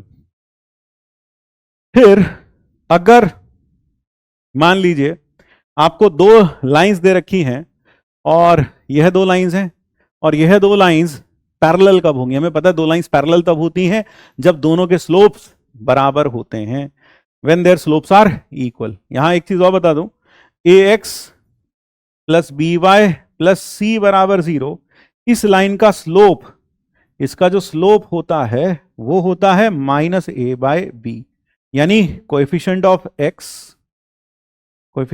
X divided by नीचे coefficient of y. इन दोनों का जो ratio होता है that comes out to be the slope of this line. तो यह बात याद रखिएगा कि slope of a x plus B Y plus c can be calculated as negative of the slope of x, negative of the coefficient of x upon coefficient of Y. That is how you can calculate the slope. फिर हाँ, ये दो lines है हमारे पास, यह दोनों lines एक दूसरे के पैरेलल कब होंगी, और पैरेलल और not coincident, a1 upon a2 b1 upon b2 ये दोनों बराबर होने चाहिए, is not equal to c1 and c1 upon c2. तो दो लाइंस पैरेलल के लिए कंडीशन क्या है, स्लोप्स बराबर. तो a1 अपॉन b1 is equal to a1 upon a2 is equal to b1 upon b2. और साथ में अगर हम चाहें तो लाइंस कोइंसिडेंट ना हो तो उस केस में हम कह देते हैं c1 अपॉन c2 के भी बराबर नहीं होनी चाहिए. Perpendicular a1 a2 plus b1 b2 is equal to 0, slopes का प्रोडक्ट -1, यानी आप इससे बढ़िया ये याद रखें कि m1 इंटू m2 बराबर -1, और यहां पर ये याद रखें कि m1 is equal to m2. और कोइंसिडेंट यानी दोनों लाइन सेम ही होंगी, आइडेंटिकल होंगी. कोइंसिडेंट बोलो या आइडेंटिकल, कोइंसिडेंट बोलो, यहां लिखते हैं कोइंसिडेंट बोलो या आइडेंटिकल बोलो, कोइंसिडेंट या फिर आइडेंटिकल एक ही बात है. ये दोनों सेम लाइन कब होंगी, जब a1 upon a2 is equal to b1 upon b2 is equal to c1 upon c2 होगा, तब ये लाइंस कोइंसिडेंट हो जाएंगी. Then the lines will be coincident. किसी पॉइंट का perpendicular distance from a line can be evaluated. मान लो ये पॉइंट है P, x1 y1, मुझे इसका डिस्टेंस चाहिए इस लाइन से, तो इस लाइन से जो डिस्टेंस होगा वो कैसे निकाल सकते हैं, वो निकालने का तरीका बहुत आसान है. वो पॉइंट उठा के लाइन की इक्वेशन में डाल दो, मॉड लगा दो, अपॉन नीचे कोएफिशिएंट ऑफ x का स्क्वायर, कोएफिशिएंट ऑफ y का स्क्वायर, और ऊपर रूट लगा दो. That will give you the distance, perpendicular distance of a point from a line. जब भी किसी पॉइंट का डिस्टेंस किसी लाइन से पूछा हो, भले ही वहां शब्द परपेंडिकुलर मेंशन्ड ना हो, तब भी डिस्टेंस परपेंडिकुलर ही लेते हैं. तो यानी distance of a point from a line का मतलब है डिस्टेंस, कौन से वाला distance? Perpendicular distance. So distance of a point from a line always means perpendicular distance unless और अदरवाइज स्टेटेड. यानी क्वेश्चन में कुछ और दिख रखा है कि भाई हमें तो इससे डिस्टेंस नहीं बल्कि इसके पैरेलल चलते हुए इससे डिस्टेंस चाहिए, तो बात अलग है. लेकिन अगर क्वेश्चन में लिखा है distance of a point from this line, then it is always considered to be the perpendicular distance. वो हमेशा परपेंडिकुलर डिस्टेंस ही लिया जाता है. दो पैरेलल लाइंस के बीच का डिस्टेंस, दो पैरेलल लाइंस के बीच का डिस्टेंस, मान लो ये दो पैरेलल लाइंस हैं, ठीक है, दिख रहा है सेम, दोनों ही कांस्टेंट्स अलग, तो इनके बीच का जो डिस्टेंस होता है वो होता है c1 minus c2 upon root of a square plus b square. यह फॉर्मूला लगाने से पहले यह चीज इंश्योर कर लेनी चाहिए कि x और y के कोएफिशिएंट दोनों इक्वेशंस में सेम है कि नहीं. अगर सेम है तभी यह फॉर्मूला लगाना चाहिए, नहीं तो यह फॉर्मूला नहीं लगाना चाहिए. पहले कोएफिशिएंट्स को सेम कर लेना चाहिए. Only then you should use this formula. Parallelogram की अगर हम बात करें, पैरेललोग्राम का डिस्टेंस, पैरेललोग्राम का जो एंगल होता, एरिया होता है, तो ध्यान रखें पैरेललोग्राम का एरिया मैं आपको बता रहा हूं फॉर्मूला, ये, और यहां से परपेंडिकुलर डाल दो इस साइड पर. सपोज इस परपेंडिकुलर का लेंथ आता है P2, इसका लेंथ आता है P1, तो एरिया ऑफ पैरेललोग्राम होता है, area of parallelogram is P1 P2 cosec theta. Theta is this angle. Theta is the angle between two adjacent sides. P1 का मतलब क्या हुआ? इन दोनों लाइंस के बीच का परपेंडिकुलर डिस्टेंस. यानी मान लो ये लाइन है y is equal to m1x plus c1, ये लाइन है y is equal to m2x plus c2. तो इन दोनों के बीच का परपेंडिकुलर डिस्टेंस, और इनटू इन दोनों के बीच का perpendicular distance m2x plus d1, और इसका इक्वेशन है y equal to m2x plus d2. इन दोनों के बीच का perpendicular distance into cosec of this angle, that gives you the area. और यह सब करने के बाद यानी आप P1 का लेंथ निकालेंगे, P2 का लेंथ निकालेंगे और साथ में कोसेक थीटा से मल्टीप्लाई करेंगे, तो जो एरिया आ जाता है वो ये आ जाता है C1 minus C2, E1 minus C2, D1 minus D2 upon M1 minus M2 का modulus. So that gives you the area of the parallelogram formed by these four lines. याद रखिएगा यह है एरिया ऑफ पैरेललोग्राम का formula. अगर आपको कभी भी रिफ्लेक्शन निकालना हो किसी पॉइंट का किसी लाइन में, you want to find out the reflection of a point in a line, तो रिफ्लेक्शन का मतलब लाइन को क्या मान लें? एक मिरर की तरह मान लें. We assume a line to be a mirror. हमने इसे एक मिरर मान लिया, and when I assume it to be a mirror, line mirror, तो यहां से जब मैं परपेंडिकुलर डालूंगा, यहां पर जब इसकी इमेज लूंगा तो इमेज आएगी P dash alpha gamma beta, और प्लेन मिरर की प्रॉपर्टी है जितने डिस्टेंस पर ऑब्जेक्ट होता है मिरर से उतने ही डिस्टेंस पर इमेज बनती है अंदर की साइड. तो अगर मुझे इमेज निकालनी है considering this to be the mirror, तो इमेज फाइंड करने का बहुत ही आसान तरीका है. इसके कोऑर्डिनेट्स अल्फा, तो alpha minus x1 beta minus y1 upon line में जो x का कोएफिशिएंट है उससे divide, alpha minus x1, x coordinate का डिफरेंस अपॉन a, फिर beta minus y1 upon b is equal to -2 times ये पॉइंट उठाकर, जिसकी इमेज निकाल रहे हैं वो पॉइंट उठाकर लाइन में डाल दो, ax1 by1 प्लस c, वो पॉइंट उठा के लाइन में हमने डाल दिया, नीचे a square plus b square लगा दो. अब जैसे ही यहां से कैलकुलेट करोगे इसको एक नंबर आ जाएगा, क्रॉस मल्टीप्लाई करोगे x1 और y1 आपको अल्फा और बीटा आपको यहां मिल जाएंगे. साथ साथ अगर आपको फुट ऑफ परपेंडिकुलर निकालना है तो फुट ऑफ परपेंडिकुलर के लिए यह करिए, इसके coordinates alpha dash beta dash, तो करना वही है जो वहां किया था, alpha dash minus x1 beta dash minus y1 upon a upon b. बस यहां से 2 गायब कर दीजिए, that will give you the foot of perpendicular. यानी कि कभी भी किसी पॉइंट का इमेज निकालना हो किसी लाइन में तो ऐसे निकाल सकते हैं, किसी पॉइंट का फुट ऑफ परपेंडिकुलर निकालना हो लाइन पर तो भी इसका यूज किया जा सकता है. Next is position of 2 points with respect to line. मान लीजिए 2 पॉइंट्स है P और Q, यह दोनों पॉइंट्स लाइन के अलग अलग तरफ या लाइन के सेम तरफ होंगे या नहीं होंगे, यह पता कैसे चलेगा? आप दोनों पॉइंट्स को लाइन की इक्वेशन में फिल कर दीजिए, यानी कि लाइन में जो x1 y1 है वो डाल दीजिए और जो आएगा वो कैलकुलेट कर लीजिए। जैसे मान लीजिए लाइन मेरे पास है A x plus B Y plus C, B Y plus C is equal to 0। तो एल ऑफ x1 y1 का मतलब होगा इस पॉइंट को इस लाइन में की इक्वेशन में पुट कर दो, ये एल है, तो क्या हो जाएगा A X one plus B Y one plus C. और इसी तरह से दूसरा पॉइंट भी इसमें पुट कर दो, x2 y2 A X two plus B Y two plus C, ये पुट कर दो। और ये पुट करने के बाद, यह पुट करने के बाद दोनों को मल्टीप्लाई करके देखो, अगर पॉजिटिव आता है तो सेम साइड, अगर नेगेटिव आता है तो अपोजिट साइड्स पर यह पॉइंट होंगे। तो that is how you can know the position of two points with respect to a line, कि ये दोनों पॉइंट्स लाइन के रिस्पेक्ट में किधर किधर सिचुएटेड हैं, एक ही साइड पर हैं या फिर अपोजिट साइड्स पर लोकेटेड हैं। That is how you can calculate. तो ये तो हो गई बात दो पॉइंट्स की पोजीशन की एक लाइन के रिस्पेक्ट में। अब कुछ क्वेश्चंस हैं जो मैंने आपके लिए अभी अभी लिखे हैं, यह क्वेश्चंस आप एक बार ट्राई करना और नीचे मुझे कमेंट बॉक्स में इनके सॉल्यूशंस जरूर जरूर बताना क्या क्या आए आपके आंसर्स। तो this is question number I think 2 और 3 है ना, क्वेश्चन नंबर 2 है शायद ये क्वेश्चन नंबर 2। अभी तक मैंने आपको एक ही क्वेश्चन दिया है करने के लिए, till now I have given you only 1 question या 2 क्वेश्चन दिए हैं, जरा चेक कर लेते हैं। तो मैंने अभी तक आपको ये एक सवाल दिया था शायद पीछे, है ना, हाँ, I give you a single question to do. अब आपको क्या करना है, अब आपको इस क्वेश्चन का मुझे जवाब देना है। So these are some questions which you have to try. So this is question number 2, this is question number 3, question number 4 and question number 5। ये कर लीजिए थोड़ा थोड़ा बेसिक बिल्कुल। तो आपका ये जो चैप्टर है इसमें जो पॉइंट्स अपनी आपने पढ़े वो सारे के सारे अभी आपको रिवाइज हो जाएंगे, ठीक है। सो ये प्रॉब्लम्स ट्राई करिएगा। अब आगे बढ़ते हैं। Next is family of lines. Family of lines की बात करें तो मान लीजिए हमारे पास दो लाइंस हैं, एक लाइन है L1 और एक लाइन है L2।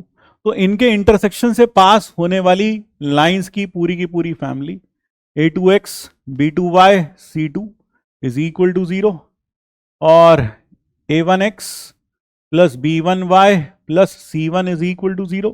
फैमिली ऑफ लाइंस नाम का जो टॉपिक है ये जेई मेंस के सिलेबस से अब हट चुका है, लेकिन जेई एडवांस में ये अभी भी शामिल है, तो इसलिए यहां पढ़ना जरूरी है। तो इन दोनों के इंटरसेक्शन पॉइंट से पास होने वाली जितनी भी लाइंस होंगी, है ना, L lambda, they can be written as L1 plus lambda L2 is equal to 0। So this is the family of lines passing through the point of intersection of L1 and L2. Family of lines through the point of intersection, through the point of intersection of L1 and L2. ऐसी कितनी lines होंगी? Infinitely many points lines होंगी, है ना, passing through the points of intersection of L1 and L2, L1 and L2 दोनों के intersection point से पास होने वाली जो फैमिली ऑफ लाइंस होगी वो होगी ये है L लैम्डा। आप लैम्डा बदलते जाओ, लैम्डा क्या है यहाँ पर एक तरीके से पैरामीटर है, लैम्डा बदलते जाओ, नई नई लाइंस आपको मिलती जाएंगी। तो कभी भी अगर आपको दो लाइंस के पॉइंट ऑफ इंटरसेक्शन से गुजरने वाली लाइन चाहिए तो हमेशा आप उस लाइन की equation L1 plus lambda L2 लिख सकते हैं। और लैम्डा की वैल्यू कैसे मिलेगी? यह क्वेश्चन में दी हुई कंडीशंस को यूज करके you can find out the value of lambda. Concurrency पर आते हैं। तीन लाइंस कॉन्करेंट कब होती हैं? सपोज वी हैव 3 लाइंस, यह तीनों लाइंस कॉन्करेंट कब होती हैं? कब यह तीनों लाइंस एक ही पॉइंट से पास होती हैं। तो 2 लाइंस या 3 लाइंस आर कॉन्करेंट। मान लीजिए लाइन है L1, ये लाइन है L2 और यह लाइन है L3 और इनकी इक्वेशंस क्या है? AIX BIY CY equal to 0, I1 2 3, यानी L1 की इक्वेशन है A1X A2 B2 B1X C1 equal to 0, A2x B2y plus C2 equal to 0, A3x plus B3y plus C3 equal to 0। तो यह लाइंस कॉन्करेंट हैं, lines are concurrent, then ये जो determinant है यह 0 होना चाहिए। यानी कि 3 lines 3 distinct lines L1 L2 L3 are concurrent. कब कॉन्करेंट होती है? यानी सेम पॉइंट से पास करती हैं, are concurrent if point of intersection POI, point of intersection of any two lines lies on the third line, lies on the third line, यानी कि किन्हीं दो का इंटरसेक्शन तीसरी लाइन पर लाई करे, तब ऐसी स्थिति में ये तीनों लाइंस कॉन्करेंट हो जाती हैं, और अगर तीनों लाइंस कॉन्करेंट होती हैं तो ये डिटर्मिनेंट जीरो होता है, यह डिटर्मिनेंट जीरो होता है। So this determinant is zero. याद रखिए, अगर लाइंस कॉन्करेंट है तो ये डिटर्मिनेंट जीरो होगा, लेकिन अगर ये डिटर्मिनेंट जीरो है तो जरूरी नहीं है लाइंस कॉन्करेंट होगी, क्योंकि कई बार लाइंस, अगर एग्जाम्पल के तौर पर हम ऐसे ले लें, x plus y plus 1 is equal to 0, 2x plus y plus 2y plus 3 equal to 0, और x plus y plus 7 is equal to 0। अगर आप देखेंगे ये तीनों की तीनों लाइंस पैरेलल हैं, ये तीनों लाइंस आप देख सकते हैं पैरेलल हैं, all these three lines are parallel. और अगर आप इसका डिटर्मिनेंट निकालेंगे तो 1 1 1 2 2 3 1 1 7, ये डिटर्मिनेंट जीरो आ जाएगा। This determinant value will be zero, but the lines are parallel, they are not concurrent. तो यह है हमें समझना होगा, अगर लाइंस कॉन्करेंट गिवन है क्वेश्चन में, तब जाकर आप कह सकते हैं कि यह तीनों का जो डिटर्मिनेंट होगा a1 b1 c1 a2 b2 c2 a3 b3 c3, ये डिटर्मिनेंट जीरो होगा, ठीक है। लेकिन अगर डिटर्मिनेंट जीरो है तो जरूरी नहीं है कि लाइंस कैसी हो, कॉन्करेंट हो, ऐसा भी हो सकता है वो पैरेलल हो, ठीक है ना। ऐसा भी हो सकता है कि लाइंस कैसी आ जाएं, पैरेलल आ जाएं। क्लियर है ये बात करते हैं एक ऐसे टॉपिक की जो फिर से जेईई मेंस के सिलेबस में नहीं है लेकिन जेईई एडवांस के सिलेबस में है, वो है angle bisector of line pair. मान लीजिए हमारे पास ये दो लाइन पेयर हैं, a1x plus b1y plus c equal to 0, और एक दूसरा है a2x plus b2y plus c3 equal to 0।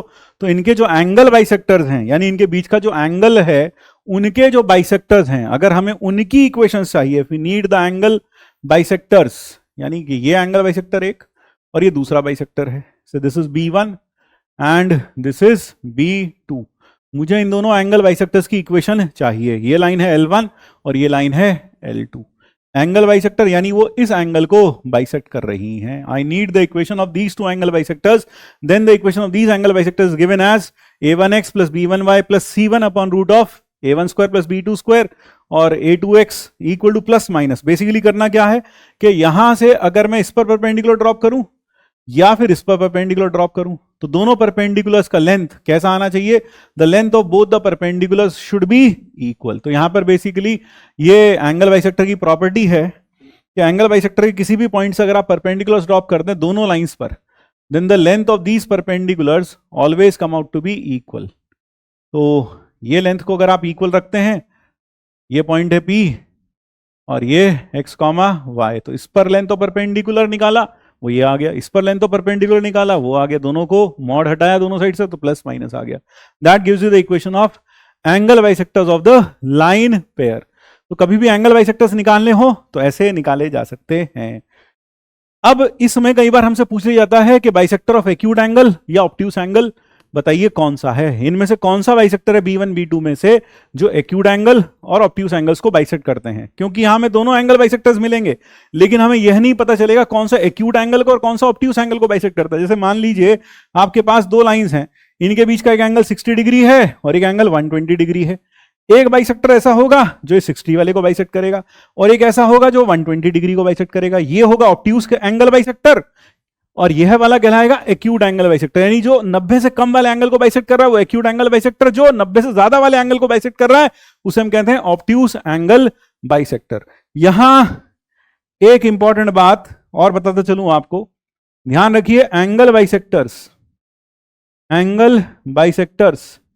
Between two lines are mutually perpendicular, angle bisector between two lines are mutually perpendicular. यानी कहने का मतलब है कि b1 और b2 हमेशा एक दूसरे के परपेंडिकुलर होंगे। तो किन्हीं लाइन पेयर के बीच में जो एंगल बाइसेक्टर्स होते हैं वो हमेशा एक दूसरे के परपेंडिकुलर होते हैं।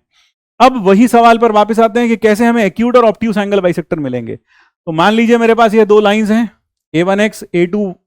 a1x plus b1y plus c1 is equal to 0 और a2x plus b2y plus c2 equal to 0। ये दो लाइंस हैं और मुझे यह बताना है कि इन दोनों में से इन दोनों के जो बाइसेक्टर्स बनेंगे उसमें कौन सा एक्यूट एंगल बाइसेक्टर है और कौन सा ऑब्ट्यूस। तो उसमें सबसे पहला काम c1 और c2 को पॉजिटिव बना लीजिए।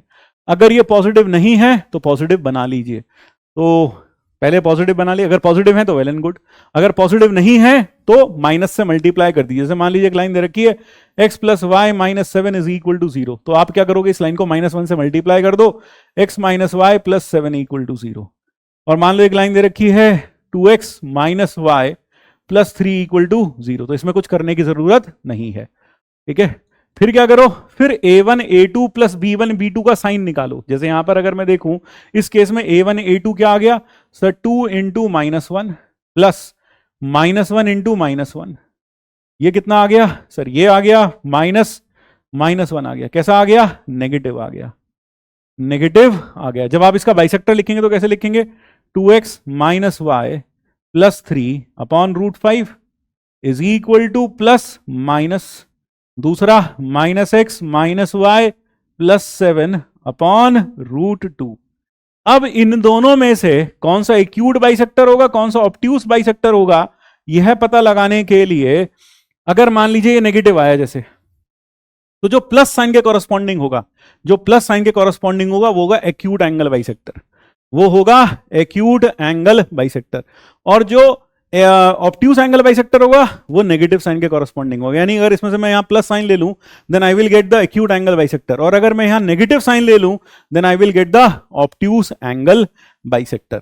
इसी तरीके से अगर मान लीजिए पॉजिटिव आ जाता a1 a2 plus b1 b2, ये अगर पॉजिटिव आ जाता, यहां जो हमने कैलकुलेट किया है ये a1 a2 plus b1 b2, अगर ये कैसा आ जाता, ये नेगेटिव आ जाता, पॉजिटिव आ जाता, तो इस केस में जो नेगेटिव वाला बाइसेक्टर होता यानी माइनस साइन के कॉरस्पॉन्डिंग वो एक्यूट एंगल बाइसेक्टर होता, और पॉजिटिव साइन के कॉरस्पॉन्डिंग ऑब्ट्यूस एंगल बाइसेक्टर आपको मिल जाता। That is how you can shortlist the bisectors containing bisectors of acute angle and obtuse angle. कई बार बाइसेक्टर कंटेनिंग ओरिजिन की भी बात की जाती है, तो bisector containing origin, angle bisector, और यही होगा bisector containing origin, bisector containing origin, containing origin यही वाला पॉजिटिव साइन के corresponding.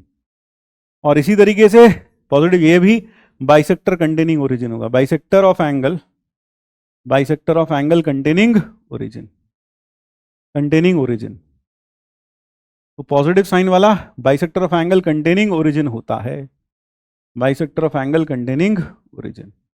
That is how you can also find out the bisector of angle containing origin, bisector of angle containing origin. तो origin को contain करने वाले angle का bisector भी ऐसे पता लगाया जा सकता है। तो आपको करना क्या है, सबसे पहले C1 C2 को पॉजिटिव बनाइए, फिर उसके बाद A1 A2 plus B1 B2 वाली कैलकुलेट करिए क्वांटिटी, और अगर वो पॉजिटिव आ जाती है तो पॉजिटिव के कॉरस्पॉन्डिंग ऑब्ट्यूस एंगल बाइसेक्टर होगा, और वही एंगल बाइसेक्टर होगा जिसमें ओरिजिन होगी, ये उस एंगल का बाइसेक्टर होगा जिसमें ओरिजिन होगी।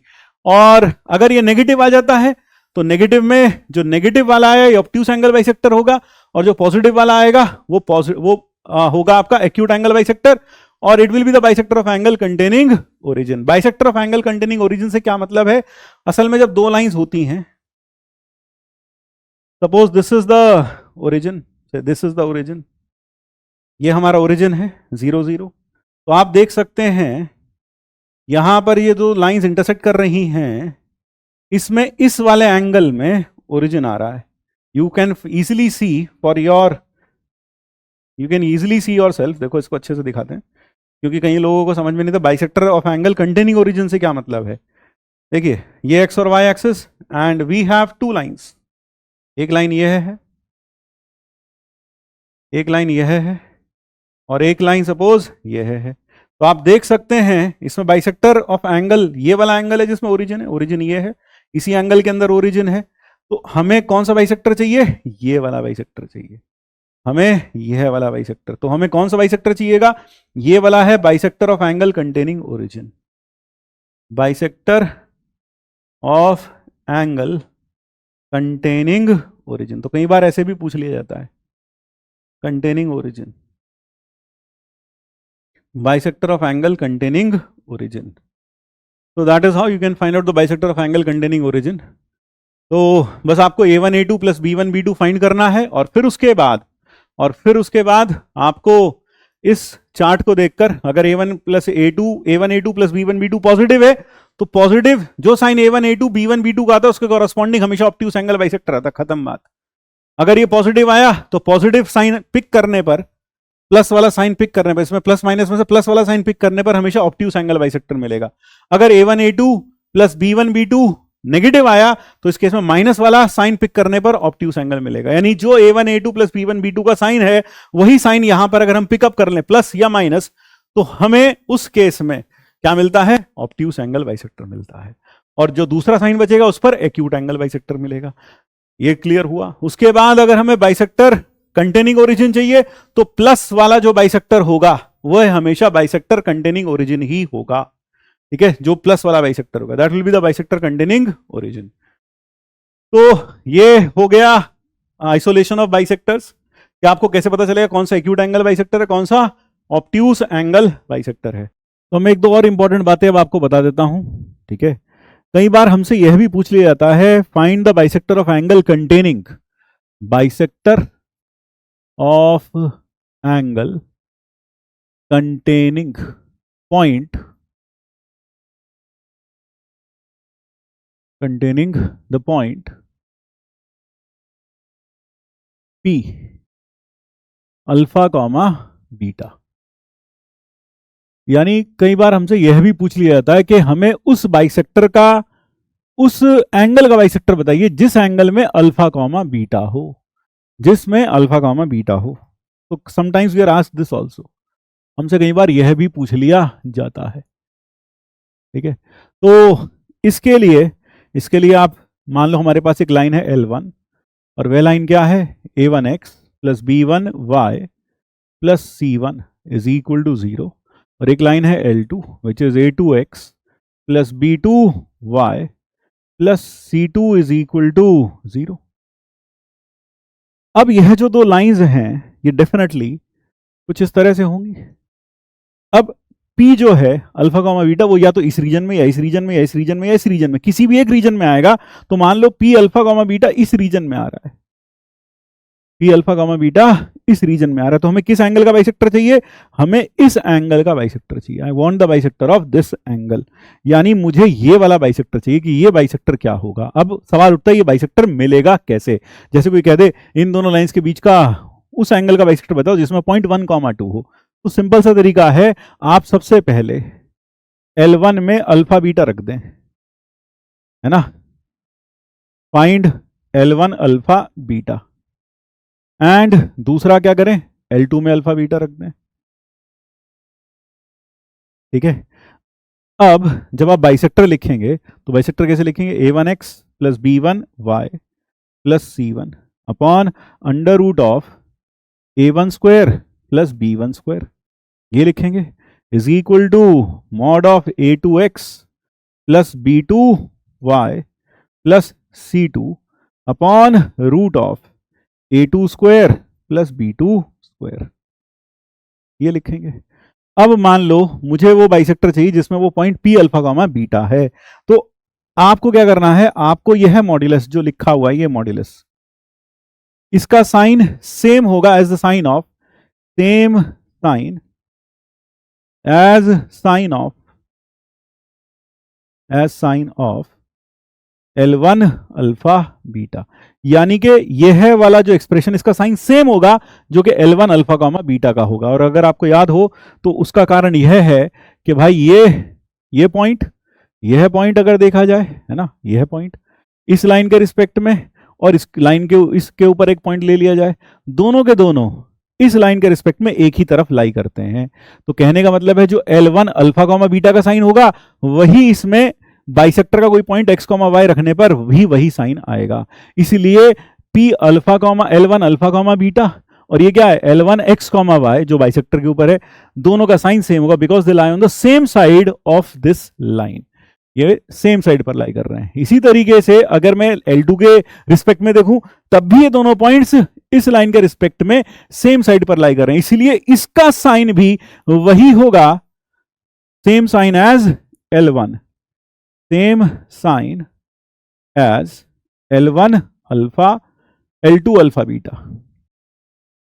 तो अगर मान लो L2 alpha beta L1 alpha beta positive है तो ये मॉड हट जाएगा, ये एज इट इज बाहर आ जाएगा। अगर L2 अल्फा बीटा नेगेटिव है तो ये माइनस के साथ बाहर आएगा। तो इस तरह से आपको क्या करना है, it is of the same sign as L1 alpha beta and this is of the same sign as L2 alpha beta and then open them accordingly. तो ओपन अकॉर्डिंगली, ओपन अकॉर्डिंगली यानी क्या ओपन करेंगे, open modulus, है ना, open modulus accordingly, open modulus accordingly. आप modulus accordingly, accordingly to get bisector, to get bisector of angle containing origin, containing P alpha comma beta. कई बार हमसे यह भी पूछा जाता है find the bisector of angle containing origin. तो origin किस में है यह भी बताने के लिए आप चाहो तो इसका यूज कर सकते हो। बस करना क्या पड़ेगा, फॉर बाइसेक्टर कंटेनिंग ओरिजिन क्या करोगे, बाइसेक्टर कंटेनिंग ओरिजिन के लिए, फॉर बाइसेक्टर कंटेनिंग ओरिजिन, तो अगर समय सही है, bisector, bisector of angle containing origin, containing origin, तो आप चाहें तो containing origin just replace alpha beta by, replace alpha gamma beta by 0 gamma 0, यानी अल्फा गामा बीटा की जगह पर 0 गामा 0 रख दो, तो आपको बाइसेक्टर कंटेनिंग ओरिजिन भी मिल सकता है इसी मेथड से। उसके लिए कोई और दूसरा मेथड लगाने की जरूरत नहीं है। So you can get the bisector containing origin right away from this method that we have discussed. फिर एक और इंपॉर्टेंट बात बताना चाहता हूं, याद दिलाना चाहता हूं, बता तो पहले से ही रखी है कि अगर मेरे पास यह दो लाइंस हैं, है ना, एक लाइन है L1 और एक लाइन है L2, और मुझे कभी कहा जाए कि इसके साथ बराबर एंगल बनाने वाली लाइंस की इक्वेशन बताओ, बराबर एंगल बनाने वाली, यानी जो इसके साथ बराबर एंगल बना रही है, ये they are making equal angles with this line, और मुझे इस लाइन की क्या चाहिए, इक्वेशन चाहिए।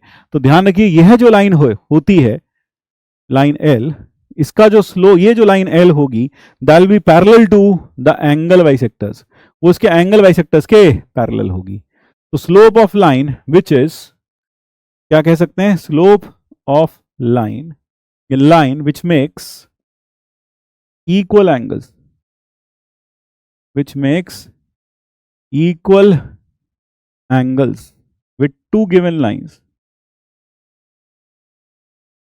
with two given lines, with two given lines, with two given lines, line which make equal angles with two given lines is parallel to the angle bisector, is parallel to the angle bisector, angle bisectors of the angle between the two lines।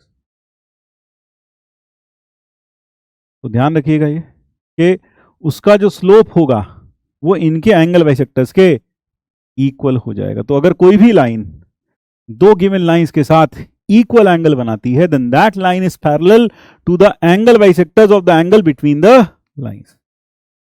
यानी इसका slope हम वही ले लेंगे जो हम angle bisector का slope हमारे पास आएगा, that is the slope that will be taken for this. ठीक है, फिर आपको यहां बिल्कुल भी कंफ्यूज होने की जरूरत नहीं है। कई बच्चे बहुत ज्यादा, मतलब अभी जैसे मैंने ये वाला पार्ट बताया, इसमें ये बता दिया कि भाई जो पॉजिटिव होगा वो बाइसेक्टर होगा किसका, एक्यूट एंगल बाइसेक्टर का, पॉजिटिव के कॉरस्पॉन्डिंग, और बाइसेक्टर कंटेनिंग ओरिजिन होगा। तो आप जरूरी नहीं है आप यही मेथड यूज करो, है ना, कि आप बाइसेक्टर कंटेनिंग ओरिजिन वह पॉजिटिव वाला बाइसेक्टर होगा, आप उसमें चाहें तो यह वाला मेथड यूज कर लें।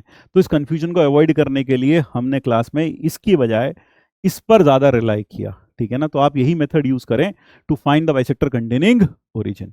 तो आई होप यहाँ से सब कुछ क्लियर हो जाता है, किसी प्रकार की आपके दिमाग में कोई कंफ्यूजन नहीं रहनी चाहिए। क्योंकि जब कई बच्चे ये देख रहे होंगे तो उन्हें लग रहा होगा अरे सर ये मतलब बाइसेक्टर कंटेनिंग ओरिजिन ये तो आपने क्लास में नहीं बताया।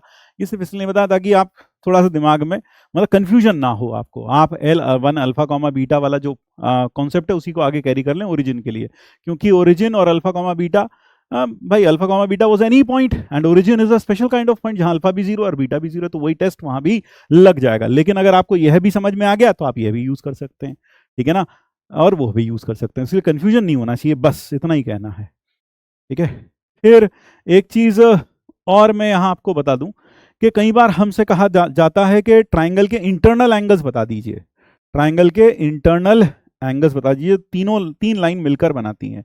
तो कभी भी आपको किसी ट्राइंगल के इंटरनल एंगल्स निकालने हो, एक्चुअली में एक्चुअल एंगल्स निकालने हो, आपको नहीं पता वो एक्यूट एंगल हैं कि ऑब्ट्यूस एंगल हैं, तो आपको अगर कभी भी एक्चुअल एंगल्स निकालने हैं लाइन के, तो ध्यान रखिएगा, मान लीजिए मेरे पास एक लाइन है y equal to m1x plus c1, यह लाइन है y equal to m2x plus c2, और यह वाली लाइन है y equal to m3x plus c3।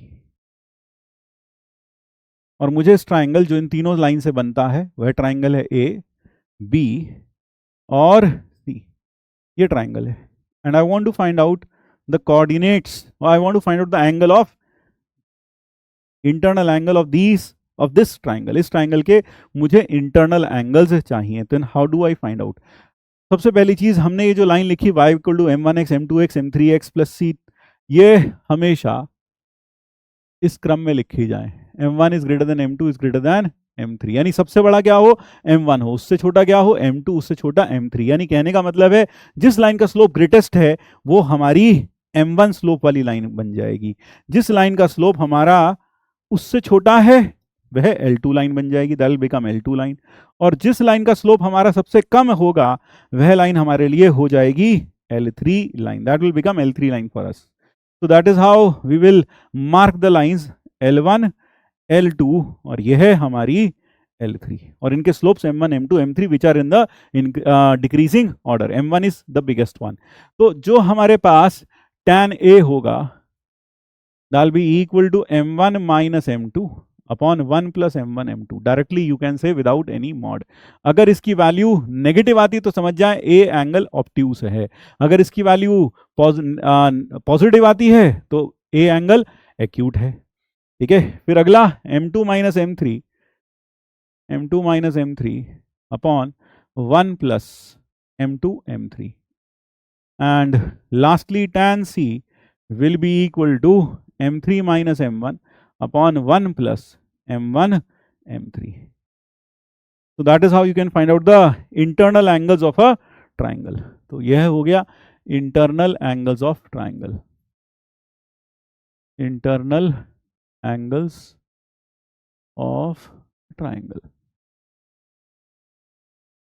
तो किसी भी ट्राइंगल के इंटरनल एंगल्स अगर आपको फाइंड करने हैं तो आप इस चीज का यूज करके internal angles of triangle find कर सकते हैं। So this is a very important and a useful result on the basis of which you can easily find the angle between angles of a triangle formed by 3 given lines।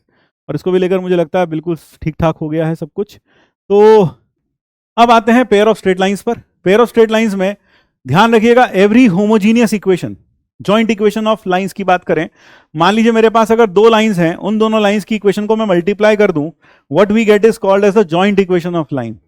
जैसे कि मान लीजिए मेरे पास यह है y एक्सिस, यह है x axis, और मैं इन दोनों दो लाइंस पास कर रही हैं ओरिजिन से, इन दोनों लाइंस की इक्वेशन को मल्टीप्लाई कर दूं, ये लाइन है y is equal to m1x और यह लाइन है y is equal to m2x। अगर मैं दो लाइंस की इक्वेशन को मल्टीप्लाई कर देता हूं, what do I get? I get joint equation of lines. ये क्या कहलाएगी? Joint equation of lines. Joint equation of lines. जरूरी नहीं है ओरिजिन से ही जाएं, मान लो इसी तरह से अगर मान लीजिए मेरे पास एक लाइन है a1x plus b1y plus c1 और a2x plus B2y plus C2। तो ये क्या हो गई, ये इन दोनों की जॉइंट इक्वेशन हो गई। यानी दो लाइंस की इक्वेशन को लेके बस मल्टीप्लाई कर दें, whatever we get is called as the joint equation of lines.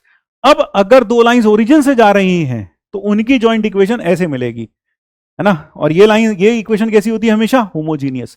तो ध्यान रखिए, every homogeneous equation of degree 2 and x and y represents a pair of straight lines passing through origin. General equation of pair of straight lines through origin is given as ax square plus 2hxy plus by square equal to 0। तो कहीं पर भी अगर आप एक homogeneous equation लिखी देखें 2 degree में x और y में, तो आपको समझ जाना चाहिए क्या रिप्रेजेंट करती है, पेयर ऑफ स्ट्रेट लाइन। जैसे कि ये है, यहां पर x की डिग्री भी 2 है, y की डिग्री भी 2 है, x की 1 और y की भी 1, मिलाकर कितनी हो गई, डिग्री 2 हो गई। तो this represents a pair of straight lines. मान लो इससे लाइंस मिलती है y equal to m1x, y equal to m2x। तो इसमें कुछ रिलेशन जो याद रखने लायक हैं वो है m1 प्लस m2 होना चाहिए minus 2h upon b, m1 m2 होना चाहिए a upon b। Remember these relations are the connecting relations between the slopes of the two lines, है ना। वो क्या है, सम ऑफ स्लोप्स और प्रोडक्ट ऑफ स्लोप्स ये है। इन दोनों लाइन पेयर के बीच का एंगल, इन दोनों लाइन पेयर के बीच का जो एंगल होता है, एक्यूट एंगल, अगर हमें लिखना हो, suppose this is one line y equal to m1x and this is y equal to m2x, ये है y इक्वल टू m2x, ये है y इक्वल टू m1x, ये इनकी अलग अलग इक्वेशन है। और इनकी जो जॉइंट इक्वेशन है वो हमेशा एक होमोजीनियस इक्वेशन होगी। कितने डिग्री की, 2 डिग्री की। और कैसी दिखाई देगी, ऐसी। और इनके स्लोप्स का sum minus 2h upon b, product a by b। इन दोनों के बीच का जो एंगल है, एक्यूट एंगल, ये वाला एंगल, ये कैसे मिलेगा, tan theta is equal to 2 root h square minus ab upon a plus b। That is the acute angle between these two lines. ये लाइंस परपेंडिकुलर कब होंगी, जब a प्लस b 0 हो जाए। If a is perpendicular to b then the lines are a plus b is equal to 0, then the lines are perpendicular. ठीक है, क्योंकि नीचे 0 बन जाएगा, tan theta will become not defined, और ये डिफाइंड कहां नहीं होता, 90 डिग्री पर। और लाइंस कोइंसिडेंट कब हो जाएंगी, ओवरलैपिंग कब हो जाएंगी, अगर थीटा 0 हो जाए। अगर थीटा 0 हो जाए तो ये दोनों लाइंस क्या होंगी, चिपक जाएंगी, ओवरलैप कर जाएंगी, कोइंसिडेंट हो जाएंगी। तो उस केस में क्या होगा, h स्क्वायर ab के बराबर होगा, h square will be equal to ab। तो ये चीज याद रहे। और साथ में ये जो दो रिलेशंस मैंने आपको बताए ये बहुत इंपॉर्टेंट है, ध्यान रखिएगा। पेयर ऑफ स्ट्रेट लाइंस यानी लाइन के दो लाइंस की जॉइंट इक्वेशन से यहां मतलब है। फिर आता है angle bisector between line pair. यहां पर हमारे पास ये लाइन पेयर है होमोजीनियस, और इनके बाइसेक्टर पेयर अगर हमें निकालना हो, if you want to find out the bisector pair between these lines, जैसे कि यह है हमारे पास एक लाइन तो हो गई ये है, और एक लाइन ये है, and I want to find out the bisector pair between the line. तो एक बाइसेक्टर ऑफ एंगल ये हो गया, this is one of the bisectors, and this is the another bisector, ये हो गया इनका दूसरा bisector. This is one bisector, one angle, and this is the another line, है ना। तो ये एंगल बाइसेक्टर्स होगा इनके, यानी ये एंगल और ये एंगल इक्वल। और इसी तरीके से you can say that this line, ये एंगल और ये एंगल इक्वल। सो ये दो बाइसेक्टर्स हो गए, ये लाइन L1, ये लाइन L2, ये बाइसेक्टर 1, ये बाइसेक्टर 2। देखने वाली बात ये है कि बाइसेक्टर्स भी ओरिजिन से पास होने वाली ही दो लाइंस हैं, यानी इनकी इक्वेशन भी, जॉइंट इक्वेशन भी एक होमोजीनियस इक्वेशन होगी x और y में। और इक्वेशन कैसे मिलती है, x square minus y square upon a minus b is equal to x y upon h, x y upon h। This is the equation of angle bisector between the pair of straight lines. इसके बारे में ज़्यादा अच्छे से detail में पढ़ने के लिए मेरे ख्याल से आपको लेक्चर में कुछ इलस्ट्रेशन जो हमने क्लास में कराई हैं वो अच्छे से देख लेनी चाहिए। डेफिनेटली जब आप वो देखेंगे, करेंगे, तो चैप्टर बहुत अच्छे से और रिवाइज हो जाएगा। तो ये बाइसेक्टर पेयर हुआ। फिर इसके बाद general equation representing a pair of straight lines. यह तो वो लाइंस होगी जो हमेशा ओरिजिन से जाती हैं, लेकिन जरूरी नहीं है कि जॉइंट इक्वेशन ऐसी लाइंस की फाइंड की जाए जो हमेशा ओरिजिन से जाए। ऐसी भी लाइंस हो सकती हैं जो ओरिजिन से नहीं जाती। तो जब आप ऐसे लाइन की जॉइंट इक्वेशन की बात करते हैं, ऐसे लाइन पेयर की जॉइंट इक्वेशन की बात करते हैं, तो वो इक्वेशन कैसी दिखाई देगी, it will not be a homogeneous equation in x and y, rather it will look like this. ax square plus 2hxy plus by square plus 2gx plus 2fy plus c equal to 0, यह जो general second degree equation है x और y में, यह एक line pair को represent कर सकती है जो जरूरी नहीं है ओरिजिन से पास करे। और उसके लिए कंडीशन क्या है? उसके लिए कंडीशन यह है कि abc प्लस 2fgh, यानी जो डिटर्मिनेंट है, ये डिटर्मिनेंट की वैल्यू कितनी हो जानी चाहिए? 0 हो जानी चाहिए। यानी कि abc plus 2fgh minus F square minus BG square minus C H square, ये वैल्यू कितनी आ जानी चाहिए? 0। अगर ये 0 आ जाती है then it represents a line pair. तब ये दो लाइंस को रिप्रेजेंट करेगी, यानी ये जो इक्वेशन है ये फैक्टराइज हो जाएगी और इसके दो फैक्टर्स हो जाएंगे और वह दो फैक्टर्स आपको अलग अलग दो लाइंस दे देंगे। और इनके बीच का एंगल जो होता है, it is same as the angle represented by the two lines passing to lines represented by its homogeneous part. यानी कि जो इनके बीच का एंगल है, इस लाइन पेयर के बीच का एंगल, जैसे एग्जांपल के तौर पर अगर मैं कहूं एक्स स्क्वायर प्लस, ये ले लेता हूं, A X square plus 2hxy plus B Y square plus 2gx plus 2fy is equal to 0। मान लो यह लाइन पेयर है और हमें इनके बीच का एंगल निकालना है, तो इनके बीच का जो एंगल होगा वह एंगल होगा, आप इसका सिर्फ होमोजीनियस पार्ट लेकर लाइन पेयर लिख लें जो ओरिजिन से जाता है, plus 2hxy plus B Y square equal to 0, ये लिख लिया। और यहां से इनके बीच का जो एंगल होगा वही इन दोनों लाइंस के बीच का एंगल हो जाएगा। तो angle between the line pair is same as that between the two lines represented by its homogeneous part. इनके बीच का एंगल अभी अभी हमने पढ़ा 2 root h square minus a b upon a plus b, that is the angle between these two lines. तो इन दोनों लाइंस के बीच का जो एंगल होगा वो यहां पर आपको बिल्कुल वैसे ही मिल जाएगा, बस आप होमोजीनियस पार्ट को लेकर अलग से इक्वेशन लिख लें और उनके बीच का एंगल फाइंड कर लें, तो जो उनके बीच का एंगल आएगा वही एंगल इन दोनों लाइंस के बीच में मिल जाएगा। यहां मैं आपको बता दूं कि मान लीजिए आपको एक इक्वेशन लाइन पेयर दिया जाए x square minus 5xy plus 6y square equal to 0। ये डेफिनेटली एक होमोजीनियस इक्वेशन है, लाइन पेयर है, जो कहां से पास करता है? ओरिजिन से। और आपको फाइंड करना है इससे अलग अलग लाइंस कैसे मिलेंगी। तो आप क्या करो, इसको फैक्टराइज करो। कैसे फैक्टराइज करें? इस पूरे को डिवाइड कर दो, डिवाइड बाय एक्स स्क्वायर, तो ये बन जाएगा 6y बाय एक्स का whole square minus 5y by X और plus 6 is equal to plus 1 is equal to 0। अब आप y बाय एक्स को कुछ मान लीजिए, m मान लेते हैं। तो जैसे आपने इसे m माना तो ये हुआ 6m square minus 5m plus 6 plus 1 is equal to 0। तो उसके फैक्टर करें, minus 2m minus 3m plus 1 is equal to 0। तो ये आ गया 2m माइनस 1 और 3m माइनस 1, ये दो फैक्टर्स आ गए। तो यहां से m की दो वैल्यूज आ गई, वो क्या आ गई? हाफ और 1/3।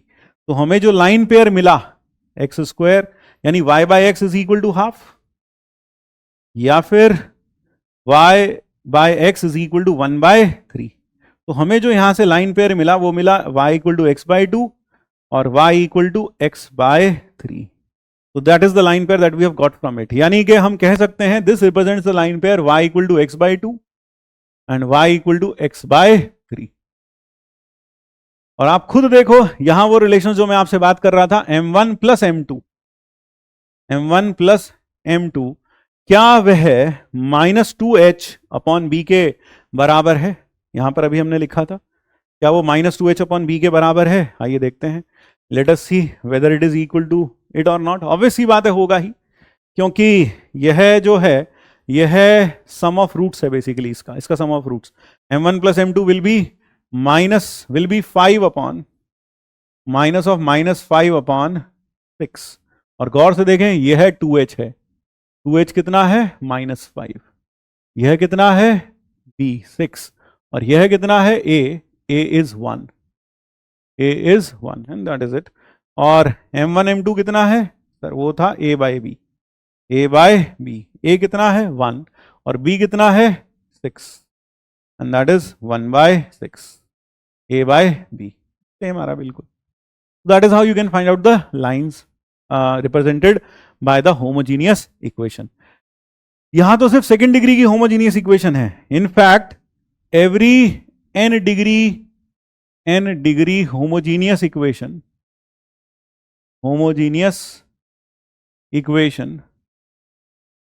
in x and y represents n straight lines through origin, passing through origin, यानी passing through origin.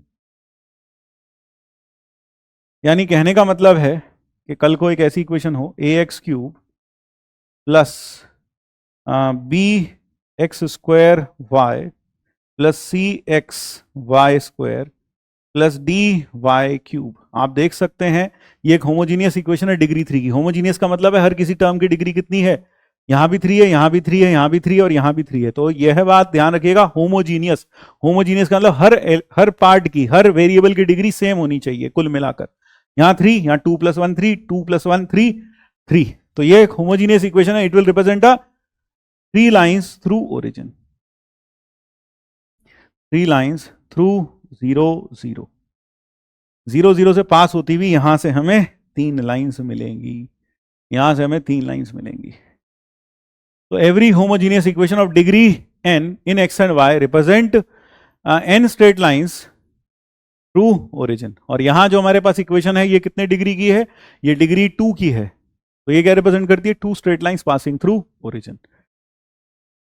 यहां यह पढ़ना इंपॉर्टेंट इसलिए है क्योंकि यहां से एक बहुत ही इंपॉर्टेंट मैथमेटिकल टूल हमारे सामने आता है जिसे हम कहते हैं homogenisation. Homogenisation is a very useful tool which is used in conic sections a lot. यहां क्या है, मान लीजिए हमारे पास एक सेकंड डिग्री कर्व है. सेकंड डिग्री कर्व मान लो पैराबोला है, इलिप्स है, हाइपरबोला, कुछ भी. सेकंड डिग्री कर्व को कोई भी लाइन जब कट करती है तो 2 पॉइंट्स पर कट करती है, Lx plus my plus n या is equal to plus n is equal to 0. ये लाइन है और ये क्या है, एक सेकेंड डिग्री कर्व है. सेकेंड डिग्री कर्व ये है सेकेंड डिग्री कर्व. आप सोच रहे होंगे ये तो पेयर ऑफ स्ट्रेट लाइंस है. नहीं, ये पेयर ऑफ स्ट्रेट लाइंस नहीं है. ये पेयर ऑफ स्ट्रेट लाइंस तब होती है जब डिटर्मिनेंट जो हमने लिखा था वो डिटर्मिनेंट 0 हो, या फिर ABC plus 2FGH minus AF square minus BG square minus CH square 0 हो, तब यह second degree equation pair of straight lines को रिप्रेजेंट करती है. तो नहीं तो अगर ऐसा नहीं है देन इट में रिप्रेजेंट अ पैराबोला, इलिप्स और हाइपरबोला, या फिर may be a circle also. ठीक है.